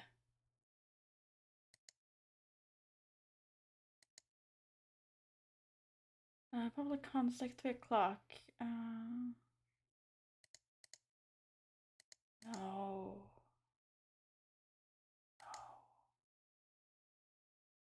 Ooh, Oxford Music Hall. Miss Violetta Blue sings her heart out in the brightest new songs of the year throughout the month. Admission from 1 p.m. So she's on stage. This was Madame Neruda. This is several of them, so that makes no sense. But Miss Violetta Blue is doing an Oxford Music Hall. Let's stop by. It's a bit of a shot in the dark, I will admit, but all we have is that it's a woman, Mrs. Smith, that has been seen on stage. So let's try her. Worst thing that happens is that it's a complete shot in the dark and I lose, what is it, a couple of points? Where is she? Violetta Blue. There we go. She's not in, Governor. I can see that, Mr. Kent. What a sight. What a pity to see so many lovely ladies turn to fragments and dust. Oh. The British Museum. Well, she might be a bit untidy, but she is a woman of culture, she is. Yes, I can see that. Do you know where I could find Miss Blue? Left about 20 minutes ago with a young gent. In quite a hurry, I'd say. I was loading their luggage in the four-wheeler, and I heard the bloke tell the cabbie to head over to Waterloo Station. Thanks, Elfie. Much obliged. Perhaps I'll hold on to these for evidence. Okay.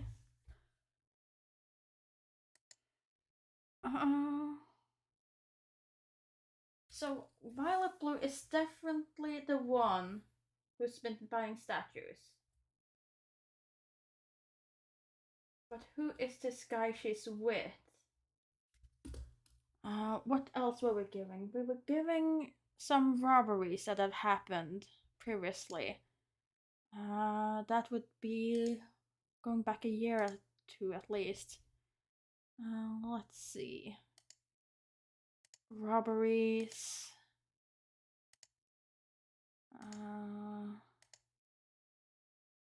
Anyone that was caught in a robbery and didn't get all of them.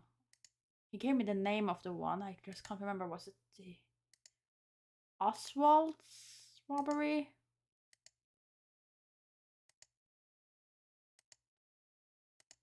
Robbery.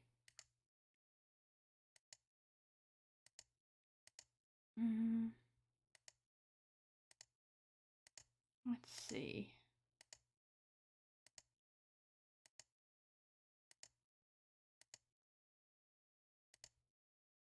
No, that was a lion thing. Purse snatchers is not it. Not accidents on the dock. Charges for murder. No, that's not it.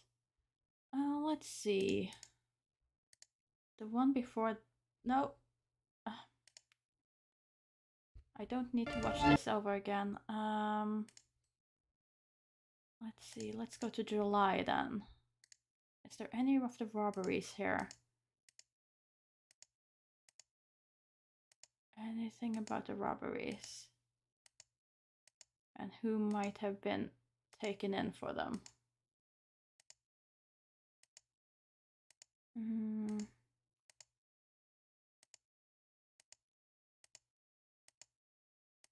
It was a bank robbery, wasn't it? It was a bank robbery.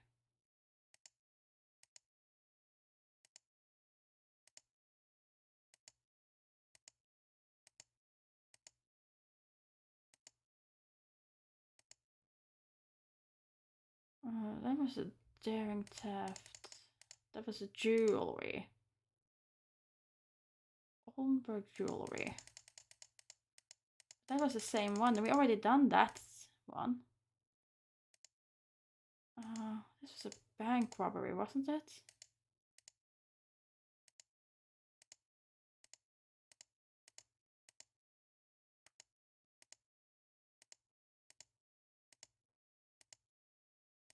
But there doesn't seem to have been any bank robberies in the newspaper. Huh. If I go to... Which one was the crime reporter again? Surely he should have something. Crime reporter. Quentin Hogg.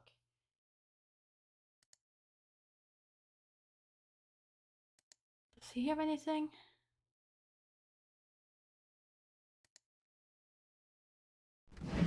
Speaking of mysteries, what are you and Holmes working on?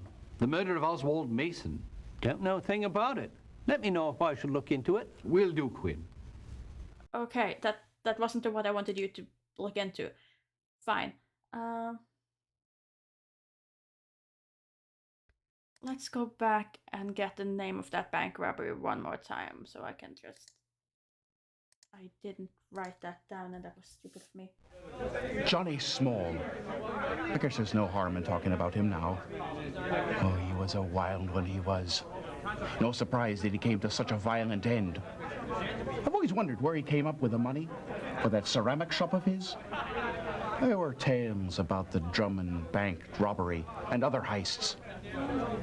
But I tell you, I don't know much about that. I do know that Johnny wasn't always on the right side of the law. But he was a good bloke. He took care of his mates. The word on the street is that his wife did him in with poison. Okay, Drummery bank robbery. Let's try one more time here.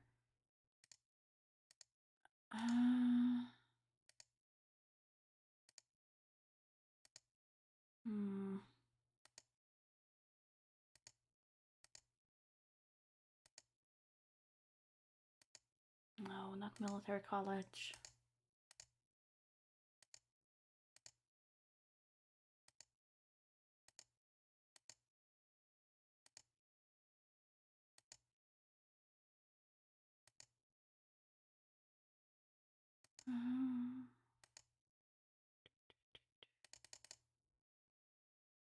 No.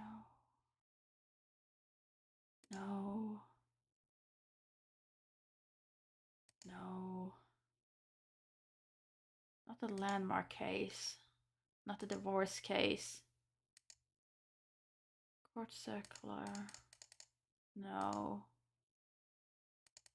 That was the lion case. Purse snatchers. No.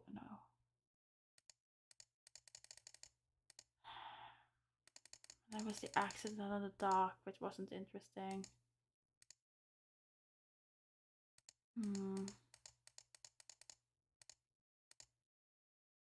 I guess there won't be anything in the newspaper then about that. Well, if there's not anything in the newspaper of the robbery.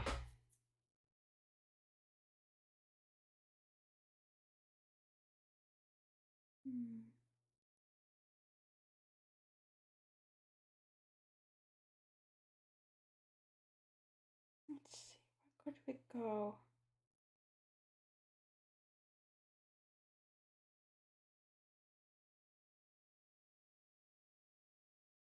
Where would be the next place to go?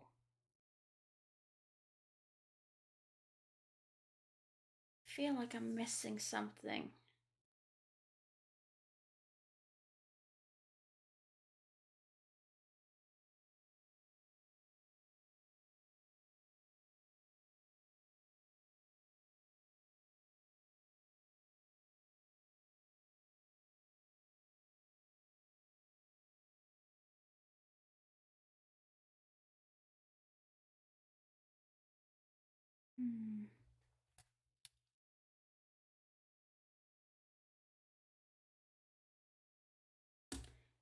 Let's see.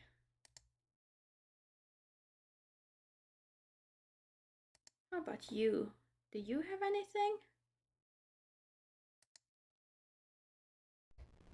anything? Here's the file you requested.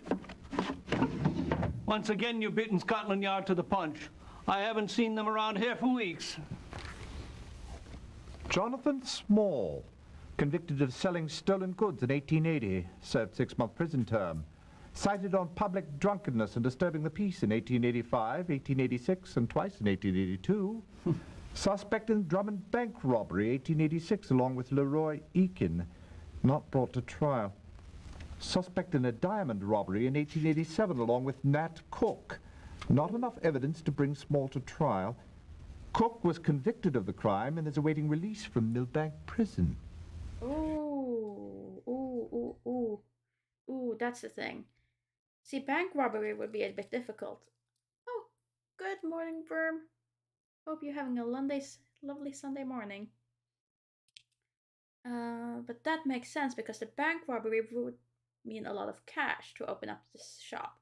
But you wouldn't put the notes inside the statues. A diamond hustle, on the other hand, a diamond you could easily hide inside those statues. Where was he? What prison? Cook was convicted of the crime and is awaiting release from Millbank Prison. Millbank Prison. Okay, we're back on the trail. If you're ever stuck, go to the archives. Millbank Prison. Let's see. I'm sorry, but Nat Cook doesn't wish to see you. I hope you understand, but I can't force him. That's quite all right. I wouldn't care to be responsible for causing the upset of a hardened criminal. Perhaps you can tell me a bit about him. Nat Cook hasn't been a spot of trouble since he's been here. Keeps to himself, really. But it must make prison life a lot easier to take, knowing you've got £100,000 worth of diamonds waiting for you on the outside. However did he come upon such incredible wealth? The DeVries diamond robbery. Oh, yes, I recall. They were never recovered. Do you suppose he confided their whereabouts to anyone? Oh, like I said, he didn't talk much. The only confidant he ever had was his cellmate, who was released on Monday. And who might that be? A fellow by the name of Errol Hawke. And you should have seen the lady friend he left with. Got all the guards' knickers in a knot, she did. Acted like they'd never seen a woman before. But she was a looker. And I heard tell she could sing like an angel. Oh, okay. What was his name? Talk much. The only confidant he ever had was his cellmate, who was released on Monday. And who might that be? A fellow by the name of Errol Hawke. And you should have seen the lady friend he left with. Got all the guards' knickers in a knot, she did. Acted like they'd never seen a woman before. But she was a looker. And I heard tell she could sing like an angel. see. Hawk. Do we have any hawks? There, Errol Hawk. Pity. It appears that no one is in. However, can you tell, Holmes? There is a sign on the door that says, "We are gone for the day." How terribly observant, Holmes. Elementary, my dear Watson. Okay, if he's not in, I should have enough to go to trial, though, because I have his name. And they're probably just running off. Yes, I have enough to go to trial. Hear ye! The Queen's Court stands in order. A pleasure to see you. I understand you are here to solve the Oswald Mason murder case. Most vexing indeed. So tell me, who was the murderer? Please choose from either your notebook or the directory. Okay, so let's see. So there's two of them. There's a man and a woman, but in this case, with the murder, there was a scuffle and a hard blow. So in this case, it must have been Hawk. Positively correct. Now tell the court, why did he do it? He did it because he had surprised Mason while attempting to steal the Venuses. How right you are! Now, what of Mason's work with the Treasury? What bearing did that have on this case? None whatsoever?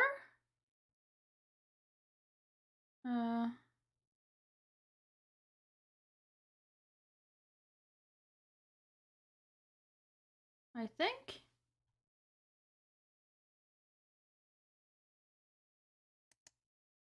I don't think it had nothing to do with it. If so, I have been on completely the wrong trail. Quite so. Now tell us, what role did Violet Blue have in this crime? Let's see. She was accomplice in the original theft, I guess. Stole the Venus from Mabel Brown.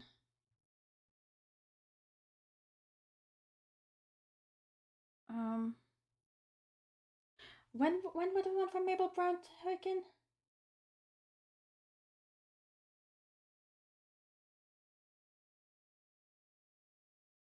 Or was she an accomplice of the original theft? Oh, I think it just stole from Mabel Brown without those options. Or maybe fled London with Hawk and the stolen property. I mean, we know she fled with him.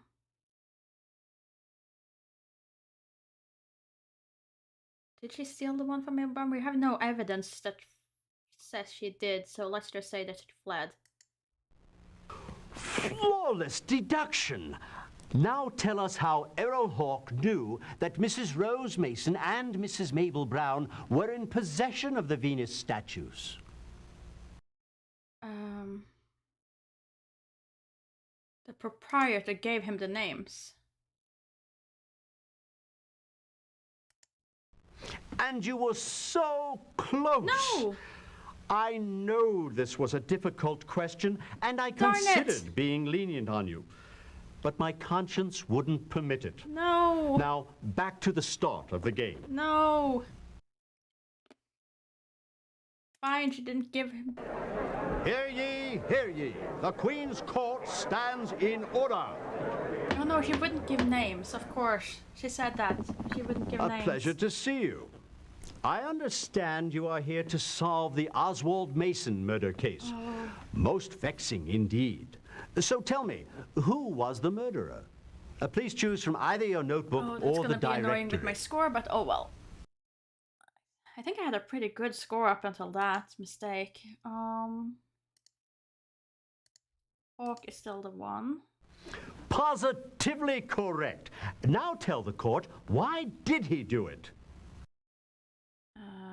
Attempting to steal the Venuses. How right you are! Now, what of Mason's work with the Treasury? What bearing did that have on this case? Let's see, that was none whatever? Quite so.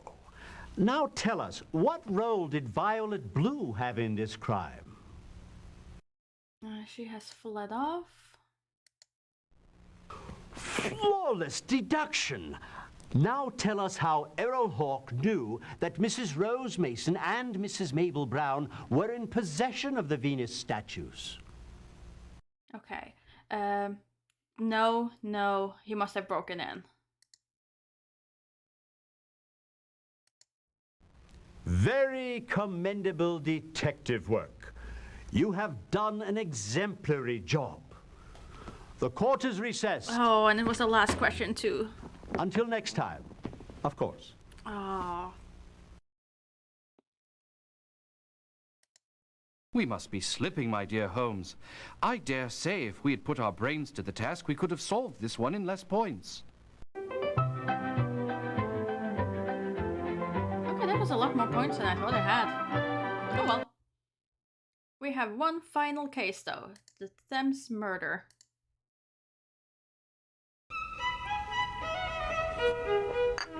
Hits the spot. Why have you come, Inspector Gregson? Surely they serve tea at Scotland Yard. Oh, so sorry. I'm here on behalf of Inspector Lestrade. You see, he needs a little help. Lestrade? Asking for our help? He's at his wit's end. He didn't travel far to arrive there. Pardon me, sir. Never mind. What sort of assistance does he require? He'd like you to solve the Thames murders. No, I've been following that one in the London Times. 4 bodies found floating in the river over the last week. 5, Dr. Watson. Roland Jacquard was found under the Charing Cross footbridge early this morning. The stepson of Lord Astley Denham? That's the chap. From my understanding, his was a reputation as a mountebank and a ne'er-do-well. From what I hear, he spent most of his days at the card tables of the Bagatelle Card Club. He was one of the finest whist players in London. And his nights? Spent in the drawing rooms and often bedrooms of some of the best families in London. You mean he was a womanizer? Well, he wasn't a travelling chambermaid, Watson.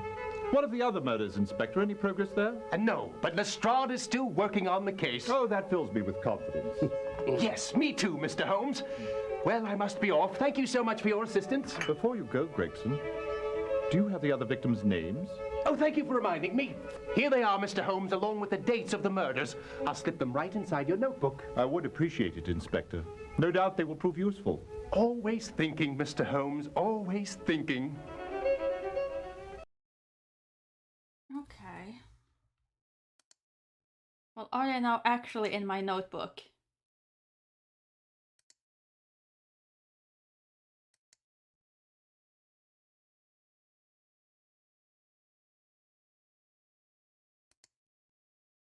Okay. So I have their name there. That's good. Also, why did I end that video that soon? Oh dear, I did not write enough, did I? Okay, we have Roland Jacquard, who was of Lord Astley Denham. And then he had a thing at the Bagatelle Club for whist. And then I guess we have these ones here, which is then Cyril Maud. And then there is Charles Third. And then it is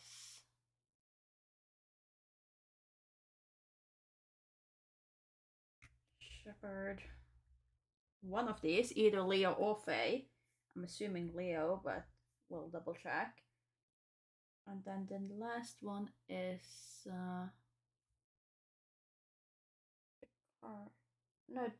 No, the card was the one now. Who was before him then?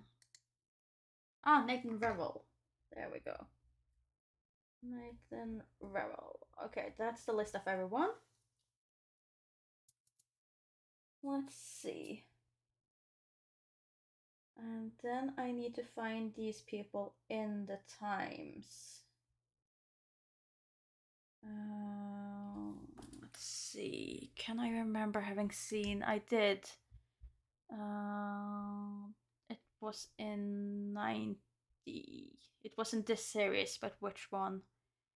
Let's try the middle one. Let's try the one in the middle. I know I see something about the bodies floating here.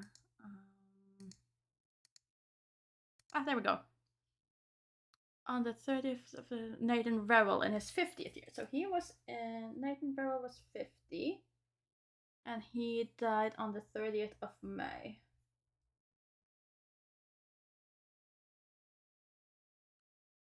And then let's see. And then we have Cyril Maud, which was 25, and he died also on the 30th of May. Well, or was found on the 30th of May. 1st of June was Charles.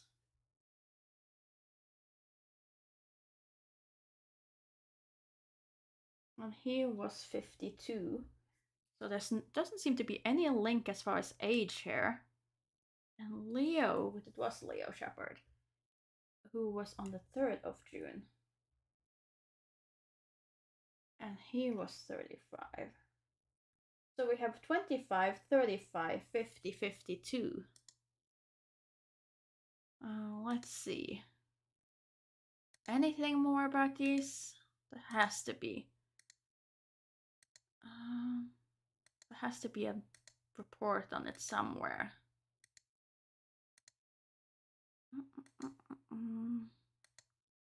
Deciphered for sale? No.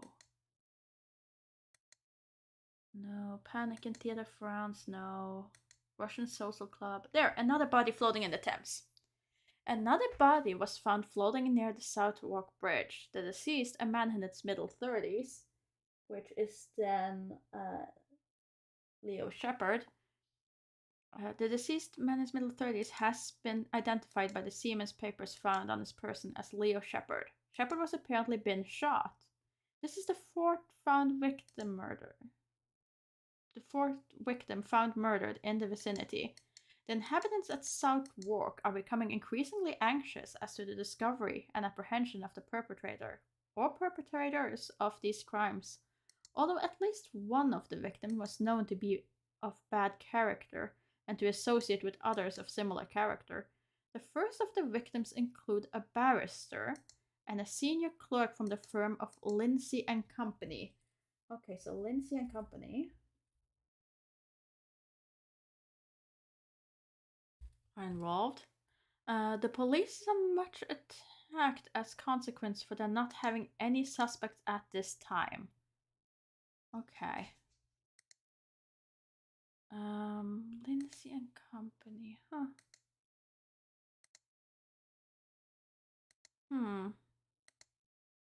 Fight set for tonight.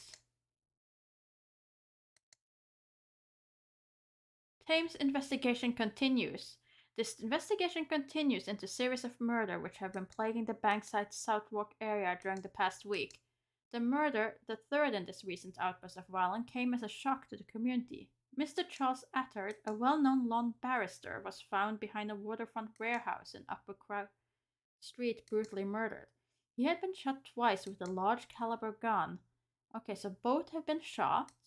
The absence of Attard's wallet points to a possible motive of robbery, but the police have given little additional information to the press. Okay, so both of those were in this paper of June 9th. So if we go to June 26th, is this when we find the fifth murder? Let's see. Marriage stats. Nope. Nope. Nope. Oh, Tuttle. No funeral there either. And I'm looking for Roland Jacquard.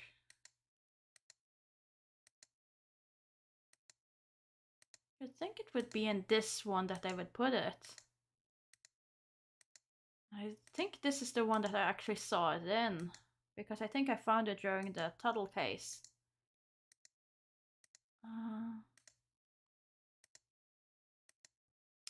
Let's see. Was there something about a body in the Thames in this paper? Or I'm remembering that completely wrong. Disaster at sea, it was not. New constables, no. Strangers was struck by a runaway carriage, no. That was junior partner dies on the job. Guess not. I guess there wasn't anything more? No, not that one. I keep mistaking that one for the newspaper one. Let's see. If there's no deaths until January 1st, that seems a bit long, isn't it?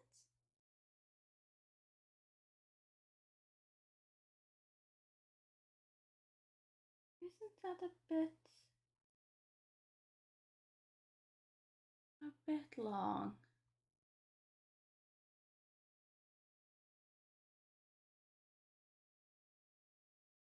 Hmm.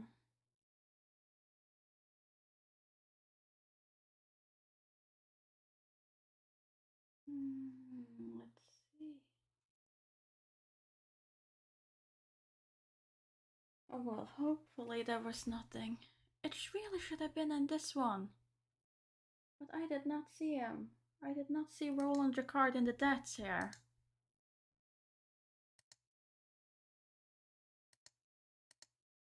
Double check. No, plumber. Nothing there. Only Tuttle. Yeah, no. Nothing there. Huh. Oh well. In that case, let's just get started, I guess. We have something to get started on. With all the new thing. And we could go with seeing Lestrade first. I've been thinking it over, Holmes, and I've decided that I don't need outside help. The case is progressing adequately, and you are dismissed. Sorry, Inspector, but one should never begin to eat from a plate if one has no intention of finishing the meal. I have no choice but to continue. You are as persistent as a gnat. I'll give you my report, but please take it and leave. That's odd. I saw it here this morning. You've misplaced the report, Inspector? Sorry.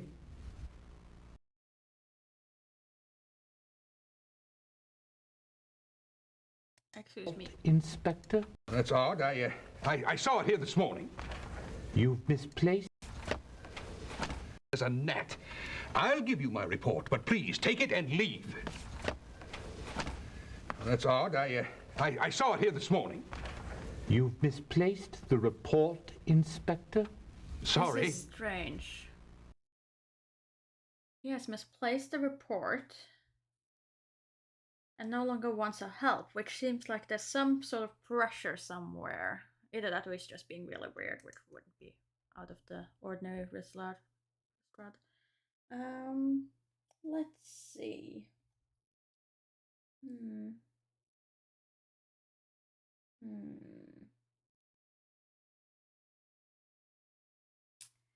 Do we have a body at Meeks, perhaps?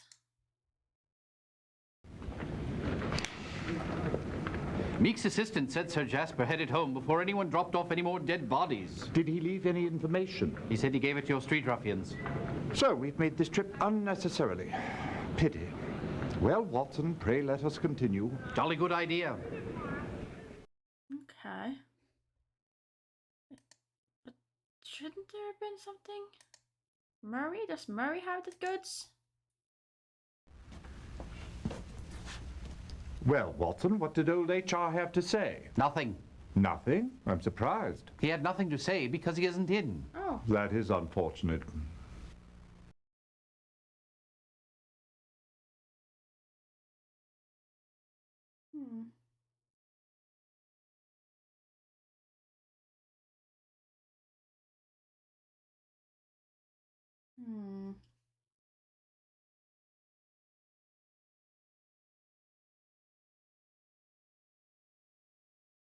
That is strange. You'd think that one of these guys would have something. Well, let's go to the home of the deceased then. Maybe he has some sort of...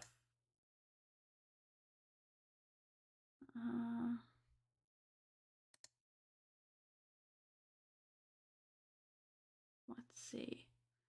Was it roll? Oh no, it's under J for Jacquard, isn't it? There, roll Jacquard. I'm usually quite fastidious, but I left everything as I found it this morning. Oh, that poor man. Did you see Mr. Jacquard last night? No, lovey, I went home early after leaving dinner out for him and a guest, as he asked. Interesting. What is it, Holmes? A Mauser T11 and a Lancashire pistol. Lancashire has been recently fired. 3 shots. And the Mauser? Not in the last day or so. Mr. Jacquard was quite the gun collector, I can assure you. Well, Watson, here we have letters of credit totaling thousands of pounds. My word. And I have merely found his wallet with £140 and a recent playbill from the Elephant and Castle Theatre. Do you know who Mr. Jacquard was entertaining last night? No, I don't, Ducky. But I did see something strange this morning. The Persian rug is missing from that corner of the room. I don't know why anyone would want to steal a rug. Do you know anyone else who might be able to shed light on this? You might try nosy Mrs. Ivory next door. She's always in everybody's business. Mrs. Ivory next door.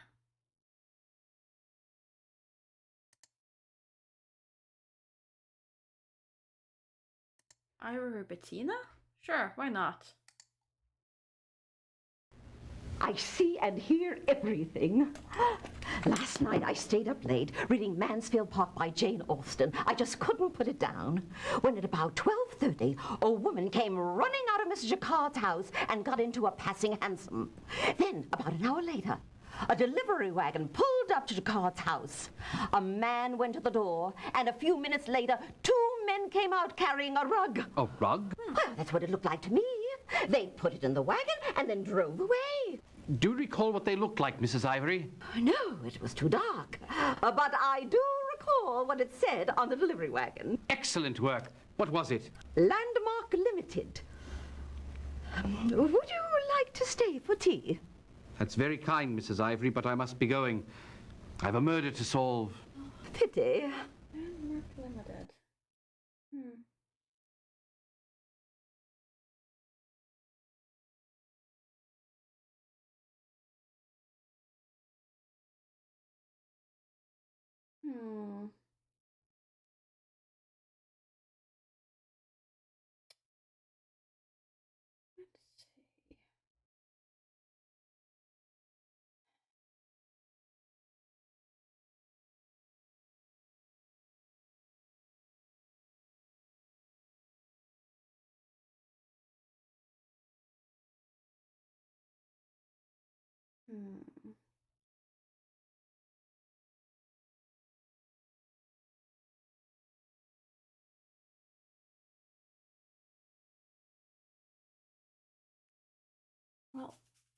Let's see. Well, let's see. Where would I go from here? Where would I go from here? Oh, I could go back to the club, couldn't I? That we got given in the intro, Bagatelle Club. Maybe that will give me something. Nathan Revell and Mr. Jacquard are both members at the club. Nathan and I are partners and frequently played against Jacquard and his partner, Moran. Sebastian Moran? Yes. How well did the two of you meet their challenge? It's hard to believe, but at first we won. They're two of the best players at the club. But then our luck changed. We couldn't win no matter how good the cards were. Did they cheat? Cheat? Of course not. Club members are gentlemen. Did you have a wager on the game, Mr. Adair? A small one. £1 or £2, nothing important. And Revell? I don't know. When did you last see Revell? The night before he died. We were playing against Jacquard and Moran till midnight. We didn't win a game all night. Nathan seemed upset. He and Moran seemed to have a bit of a disagreement. What about the night Revell was murdered? I had a drink here with Moran. He said he was waiting for Nathan. When he didn't show, he got upset. He waited till a little before 8 and then left. He told me if Nathan stopped by to tell him to meet him at the Tankerville. When was the last time you saw Jacquard? Last night about 8:30. He'd been here since 4:30. He received a postal telegram. After reading it, he jumped from his chair saying he had unexpected business. Have you seen Moran lately? Not for the last few days. I understand he's on the continent.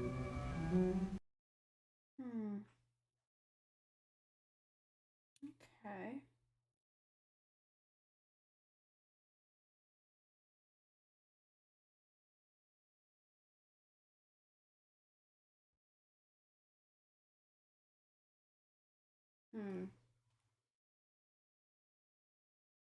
Definitely sounds a bit dodgy, but let's go to the Tankerville Club first. Tankerville Club. Let's keep on this club Do you trail. recall if Roland Jacquard had dinner here on the evening of May 30th? He arrived at 7:30 p.m. and was joined by Mrs. Kathleen Lindsay. He ordered a bottle of Gros Le Rose, 76, to accompany their duck.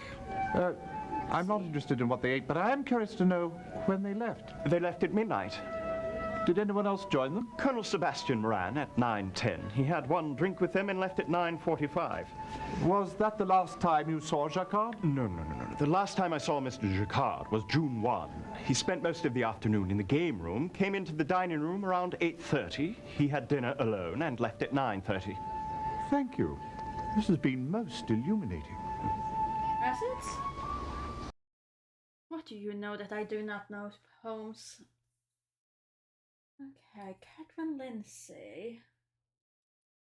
Sebastian Moran. Can we see Moran, I wonder? Is he available? Sebastian Moran. Oh, I've rung the bell a half-dozen times and no one has come to the door. Really, Watson? Next time I would appreciate it if you would thoroughly research your leads before you ask me to come along. Darn it, that's gonna cost me points. Oh well. So the name that keeps going around is not gonna be available.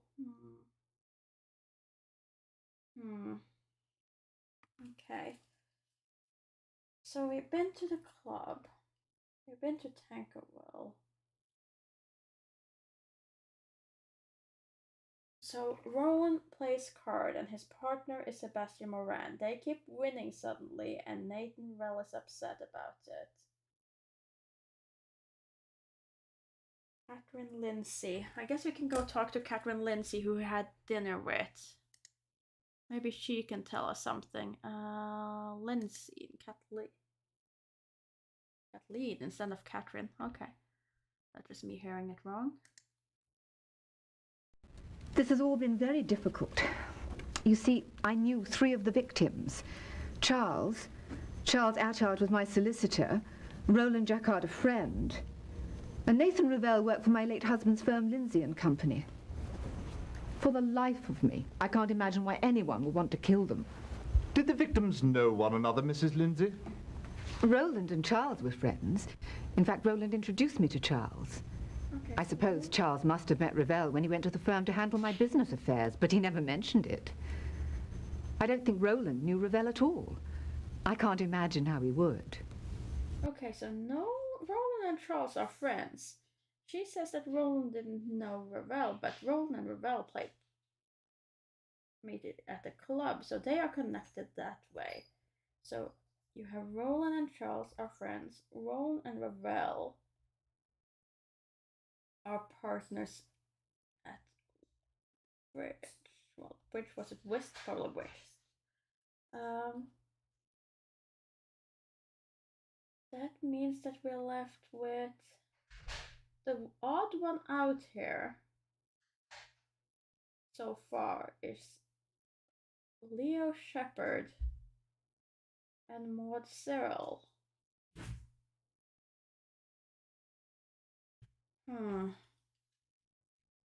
Let's see. Okay, if I wanted to go and find someone with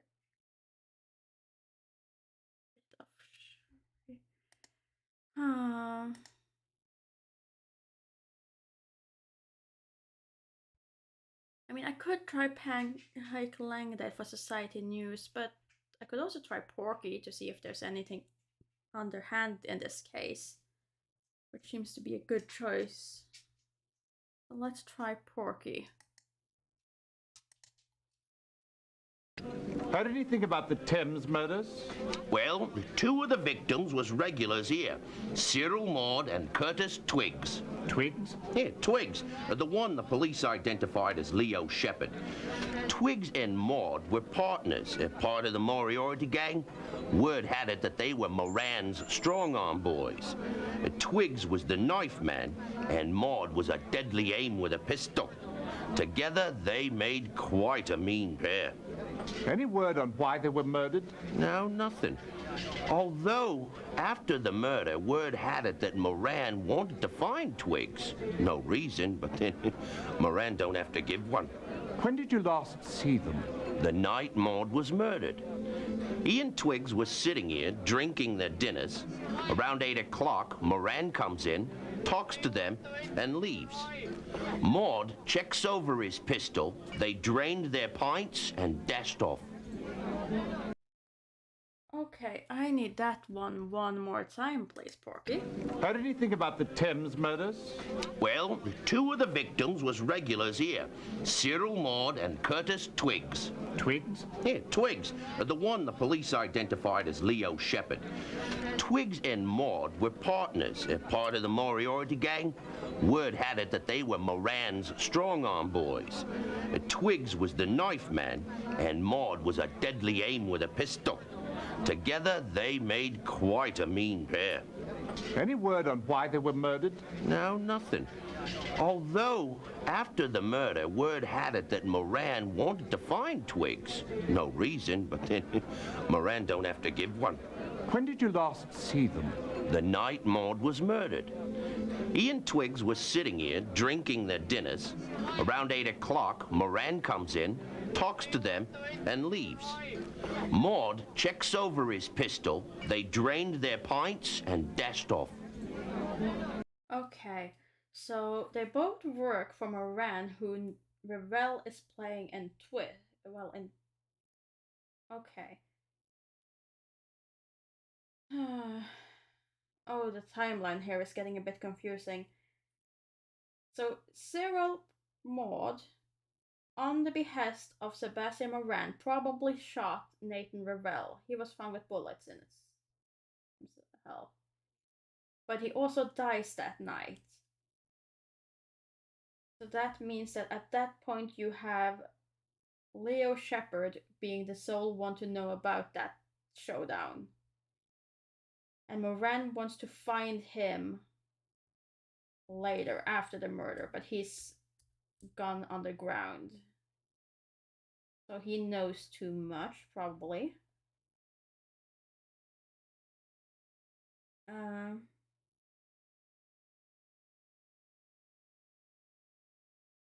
And what was it at that point?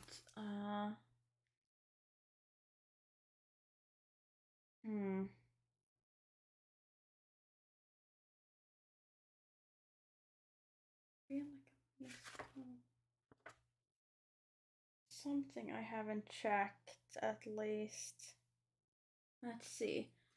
I've been to the club. I've not checked Lindsay and Company, so that's something I could do. I can also check out the Elephant Theater. We had tickets, I guess.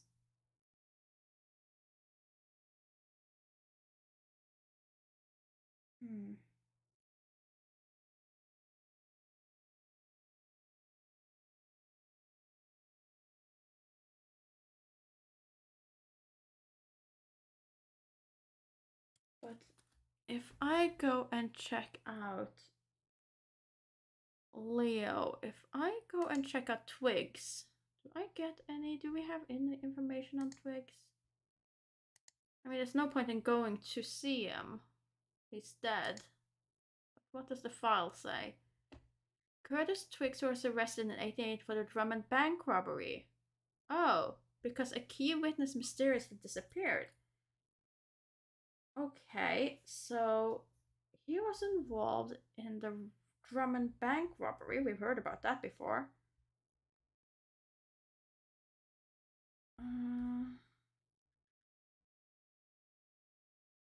You know, let's just look up the other victims as well. I can't believe I didn't do that. I keep forgetting I have those files. Let's see. The name his new name, Shepard. Shepard Leo. Anything on those? Nothing on file.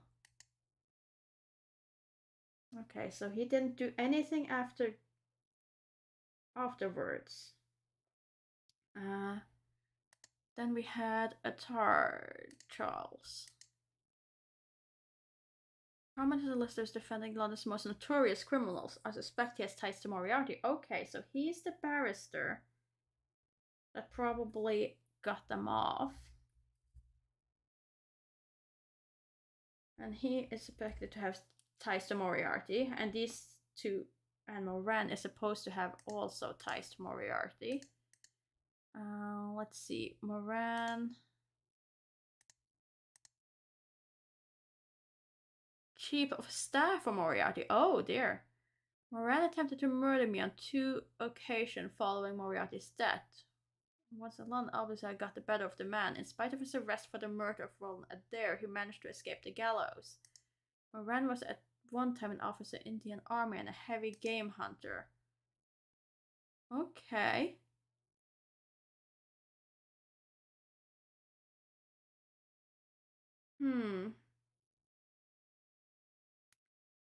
Wish I would have checked that first. So we have then 2 of the victims on Moriarty's pay list and Revel. What do we have on Revel?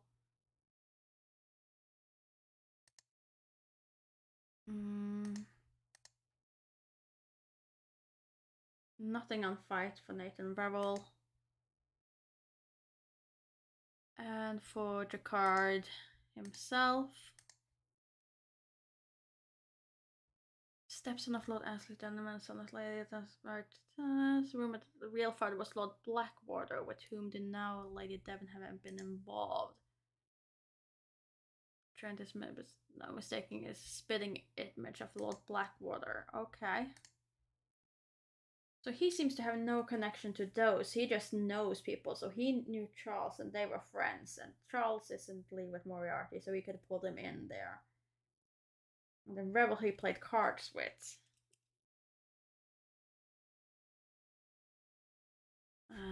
Let's see.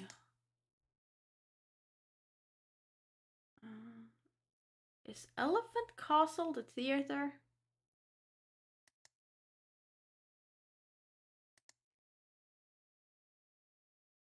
Yes, it is.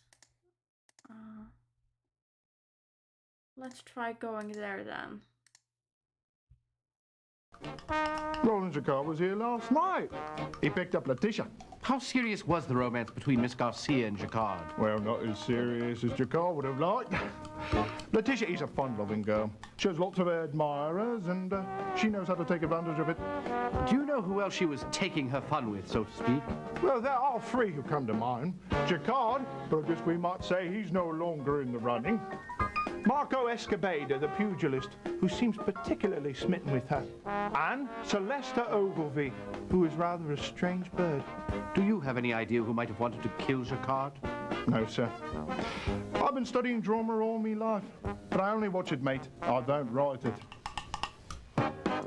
Bird, who seems particularly smitten with her. And Celesta Ogilvy, who is rather a strange bird. Do you have any idea who might... I guess we might say he's no longer in the running.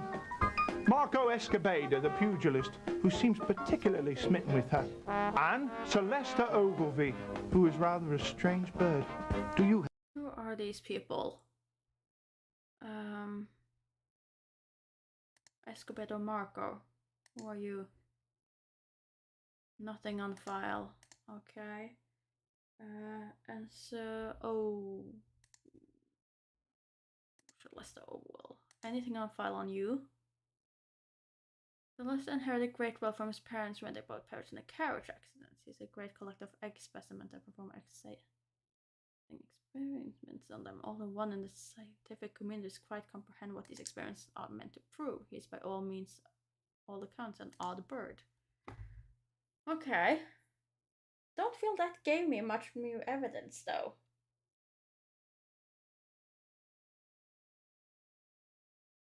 But it does prove that he was indeed there last night.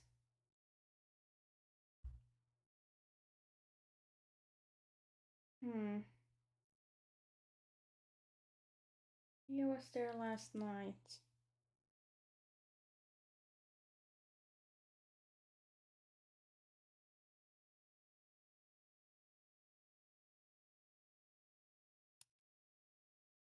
Let's see.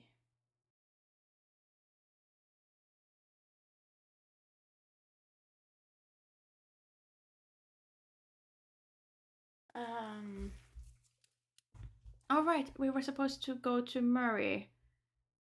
He gave the report to the irregulars. How do I do that? Just do Murray with irregulars? Ah, there we go. The old coot was leaving and gave us this note for some bloke named Whitson. Okay. There, Whitson. I knew you would be coming around, but I couldn't wait. Examining the evidence from 5 murders in such short order has... Whoop. Why did I go to the last page? Can I go forward? There. Has left me whacked to the bone. If I'm not careful, I'll wind up just as stiff and meek slabs. Then who would examine my evidence? So I left you everything I think you need to know.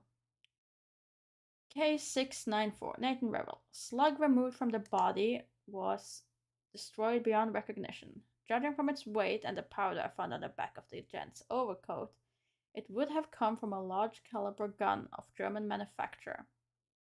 The powder is manufactured by Krupp in Germany to use with the Mauser T11. Also discovered something odd, a suicide note that was stamped and ready to be posted. Couldn't make out the address. It said Patterson. By the time you get this letter, I will be dead.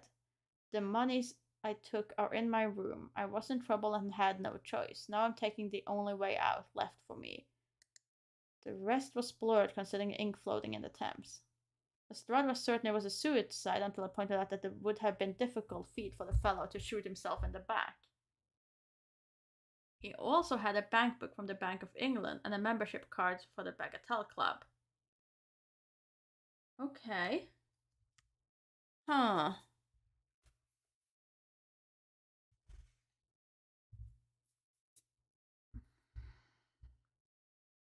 I mean, we already knew he had the membership to the Bagatelle Club. And then he had a bank book from the Bank of England.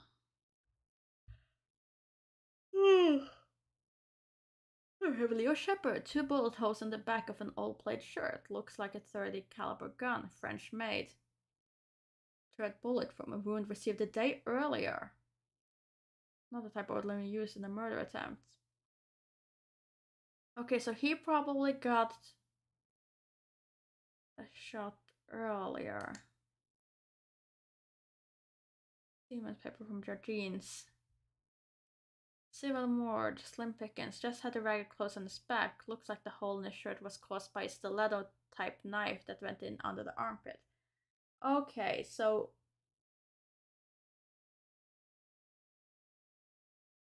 Oh. Oh. So, Cyril shoots Nathan, but is then stabbed by Leo Shepard. Which would explain why Moran is after him. But what for? What is the motive of all of this? What is the motive? I think your assessment is him. Mr. 701 was killed by 2 shots at very close range by our friend the Mouser. One in the chest and the other in the...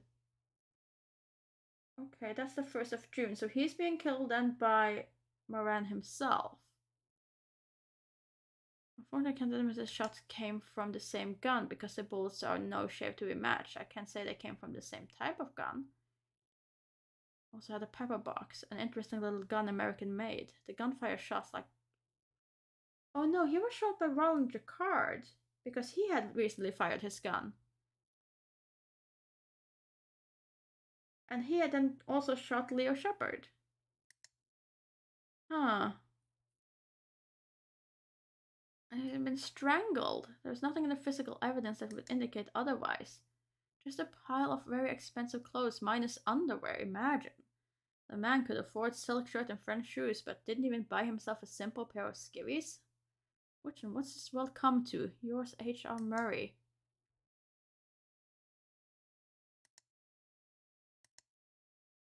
Okay, so I think I have the murder weapon for most of these.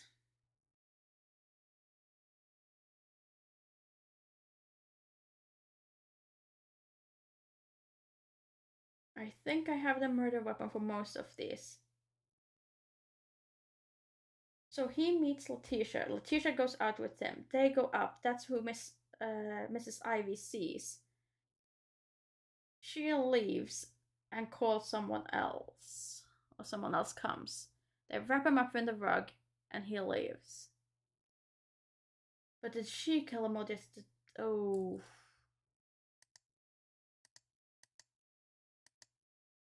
Oh... I think I have enough. Let's check.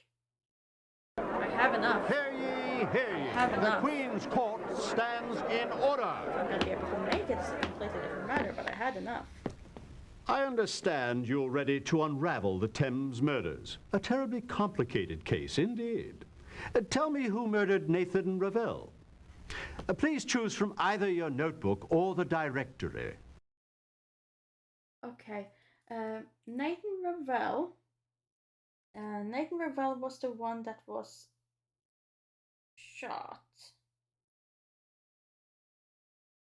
So let's see. Nathan Ravel is then shot by he was shot by the big gun, which is then Cyril, if I remember correct. If I am on this correct, he is killed by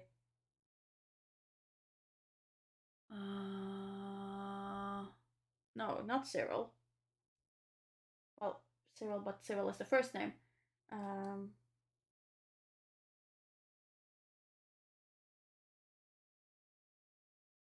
Isn't it? Isn't it Maud? Maud Cyril. Maud Cyril. There he was. Positively correct. Okay. Now tell the court, why did Maud murder Ravel? Maud murdered Ravel by orders of Sebastian Moran.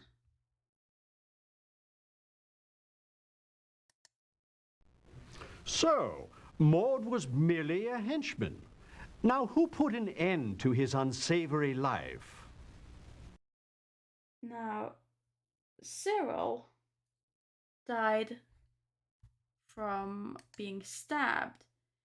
So Cyril will have to have been stabbed by oh, but do we then go with the shepherd, or do we go with the other name, Twig? I guess we go with Twig, considering that's the name that we know him as. Twig Curtis. Excellent deduction. Now, why did Twigs kill Maud? Oh, I am assuming that that was by another order of Sebastian Moran. Gotta be, surely. I can't see that he's doing it in self-defense. But taking the embezzled security for himself, I don't see why he would. There wasn't really anything to do there. Morris planned to turn Twig over to Scotland Yard for the murder. Okay, that could technically...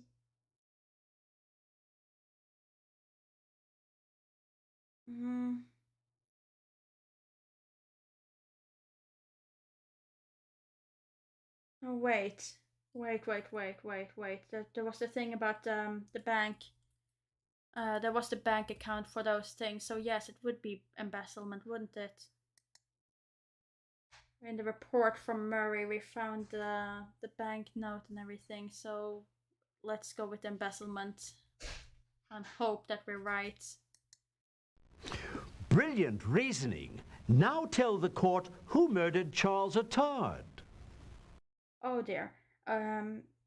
Charles Attard was killed on the 1st of July, and he is then again also killed by Twigs. Twigs is still alive at this point. So, Twigs again. Twigs was a busy and brutal man, wasn't he? Tell me, why did he do it? Okay, so Charles Attard was the lawyer who were connected to Moriarty. And I'm assuming that Charles are in another class, so he...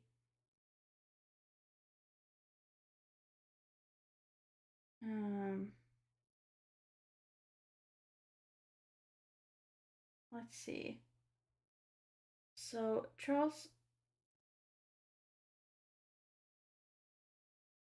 is the lawyer who got them off, so I'm assuming that oh, beware the blobber. Hello.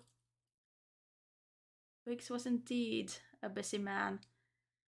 Let's see. Didn't self-defense. Possible, not impossible. Attard was planning to turn Twigs over to Scotland Yard for the murder of Sybil Maud. Hardly. Attard didn't know anything about the case at that point. Attard was blackmailing Twigs. Also unlikely. Moran could have been. Oof. I really started this too early. Self-defense? Because Leo, which is Twigs, had been shot one day in advance. So he had been shot before being killed by a gun that usually don't kill. So I think that might have been in self-defense. I suppose Attard was no match for Twigs in a gunfight, but clearly someone was. Tell the court who finally murdered Curtis Twigs. Okay, so Curtis Twig is then... he is then shot by, I'm assuming, judging by the weird weapon that he was killed by that wasn't normal for anyone to have, I'm assuming that is where Roland Jacquard comes in, because then Roland kills Leo,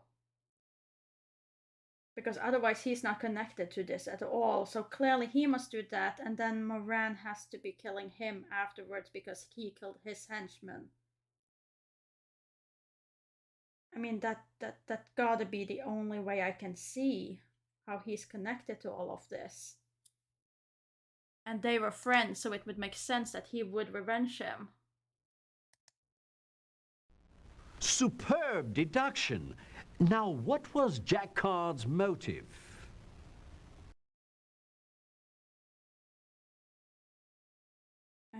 I would assume that is retribution for the murder of his friends, because I don't think he had anything other knowledge of this. We have nothing about Twigs having a relationship with Letitia. Received embezzlement concern from Moran. We have nothing that connects him to that. Planning to turn Twigs over. That wouldn't make sense at all. Because why would he shoot him if he was planning on killing him anyway? So it had to be retribution. Isn't it? Oh wait, no. No. He had money in his pocket and debt. His room was raided and we found that he was in severe debts. And he suddenly had a lot of money in his pocket that shouldn't have been here, so... Is it then? Oh yes, also he was friends with Moran, so that would make sense. Because Moran was the one who he was playing as a couple with at the club. So Roland is friends with Moran as well, so why would he... Yeah, no. No, it would have to be Moran. This is way too complicated a case with way too many charts here. I have pretty much drawn a circle with arrows going between all of these people. Let's see. Retrieve the embezzlement securities from Moran. Sure. Oh, what a tangled web we weave. Indeed, it's a very tangled web. Now please tell the court who murdered Roland Jacquard. Okay, Jacquard himself though. See, that's where it gets iffy for me. That is where it gets iffy.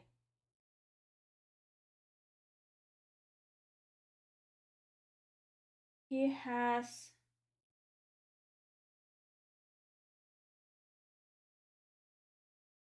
For Letitia.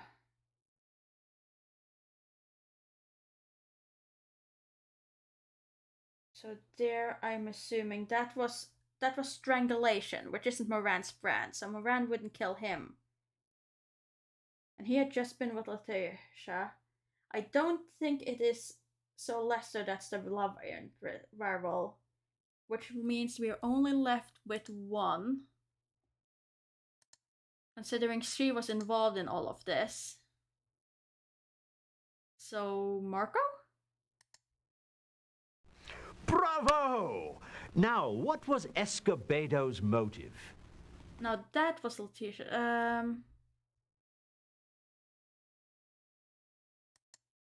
That, I think, was jealousy.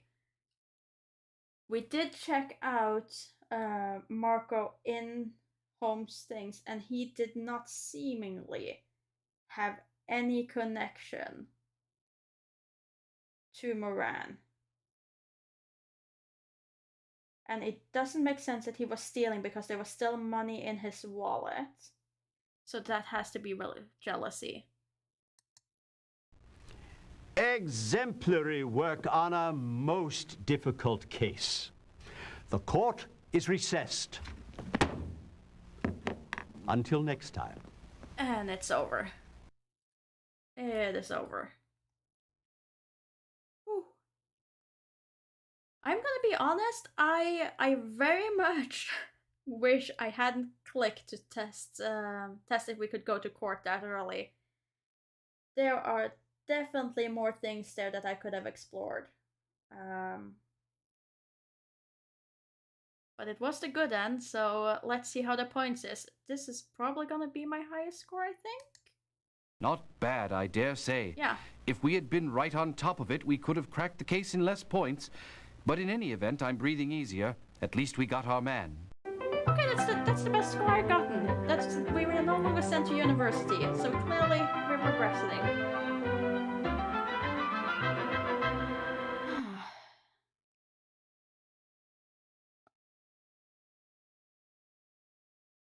Okay then. Well, that was the last case. I spent about 1 hour on each case, I think. So thank you to anyone who joined in, and Yeah, I'm very happy with that scored lizard. That is a clear improvement. I mean, getting home score is just absolutely impossible. There is no way you're ever gonna get home score.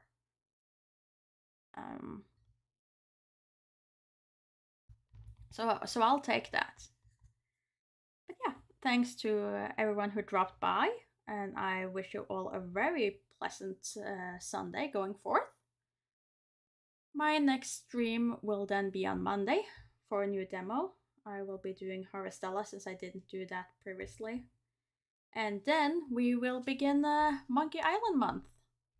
So it's goodbye to FMVs for a while until I'm done with most of my point and click games, I guess. Beginning with Monkey Island, and then we'll see how far it goes. I did go through my Steam library, and I realized I have a lot of point and click games. So we'll see how many of those we'll do, because I had almost all of the Monkey Island games. There were a few I had to pick up, and then I at one point got the Sponia bundle, and at one point I also apparently got a Broken Sword bundle. I think I only played one of those. And then I have a few others that are just laying in my library. Like there was Gibbous, which I started but never finished. I think I played it like for an hour. And then there is all the old ones with like Sam and Max, Day of Tentacle. So yeah, I have a lot of point and click games. So I guess that's the next Sunday series after Monkey Island month. So for that, I will be running the Telltale Episodes games on Fridays, and I will be running the full games on Sundays. Yes, there's also those. So point and click is not something I'm gonna be running short of. But we'll see. We'll see how long I'll stick with it, or if I'll swap over to something else eventually. But I'll at least finish Monkey Island month and a few other ones that I know I want to finish. But until then, enjoy the rest of your day, and hopefully I'll see some of you back on Monday or next week. Until then, goodbye.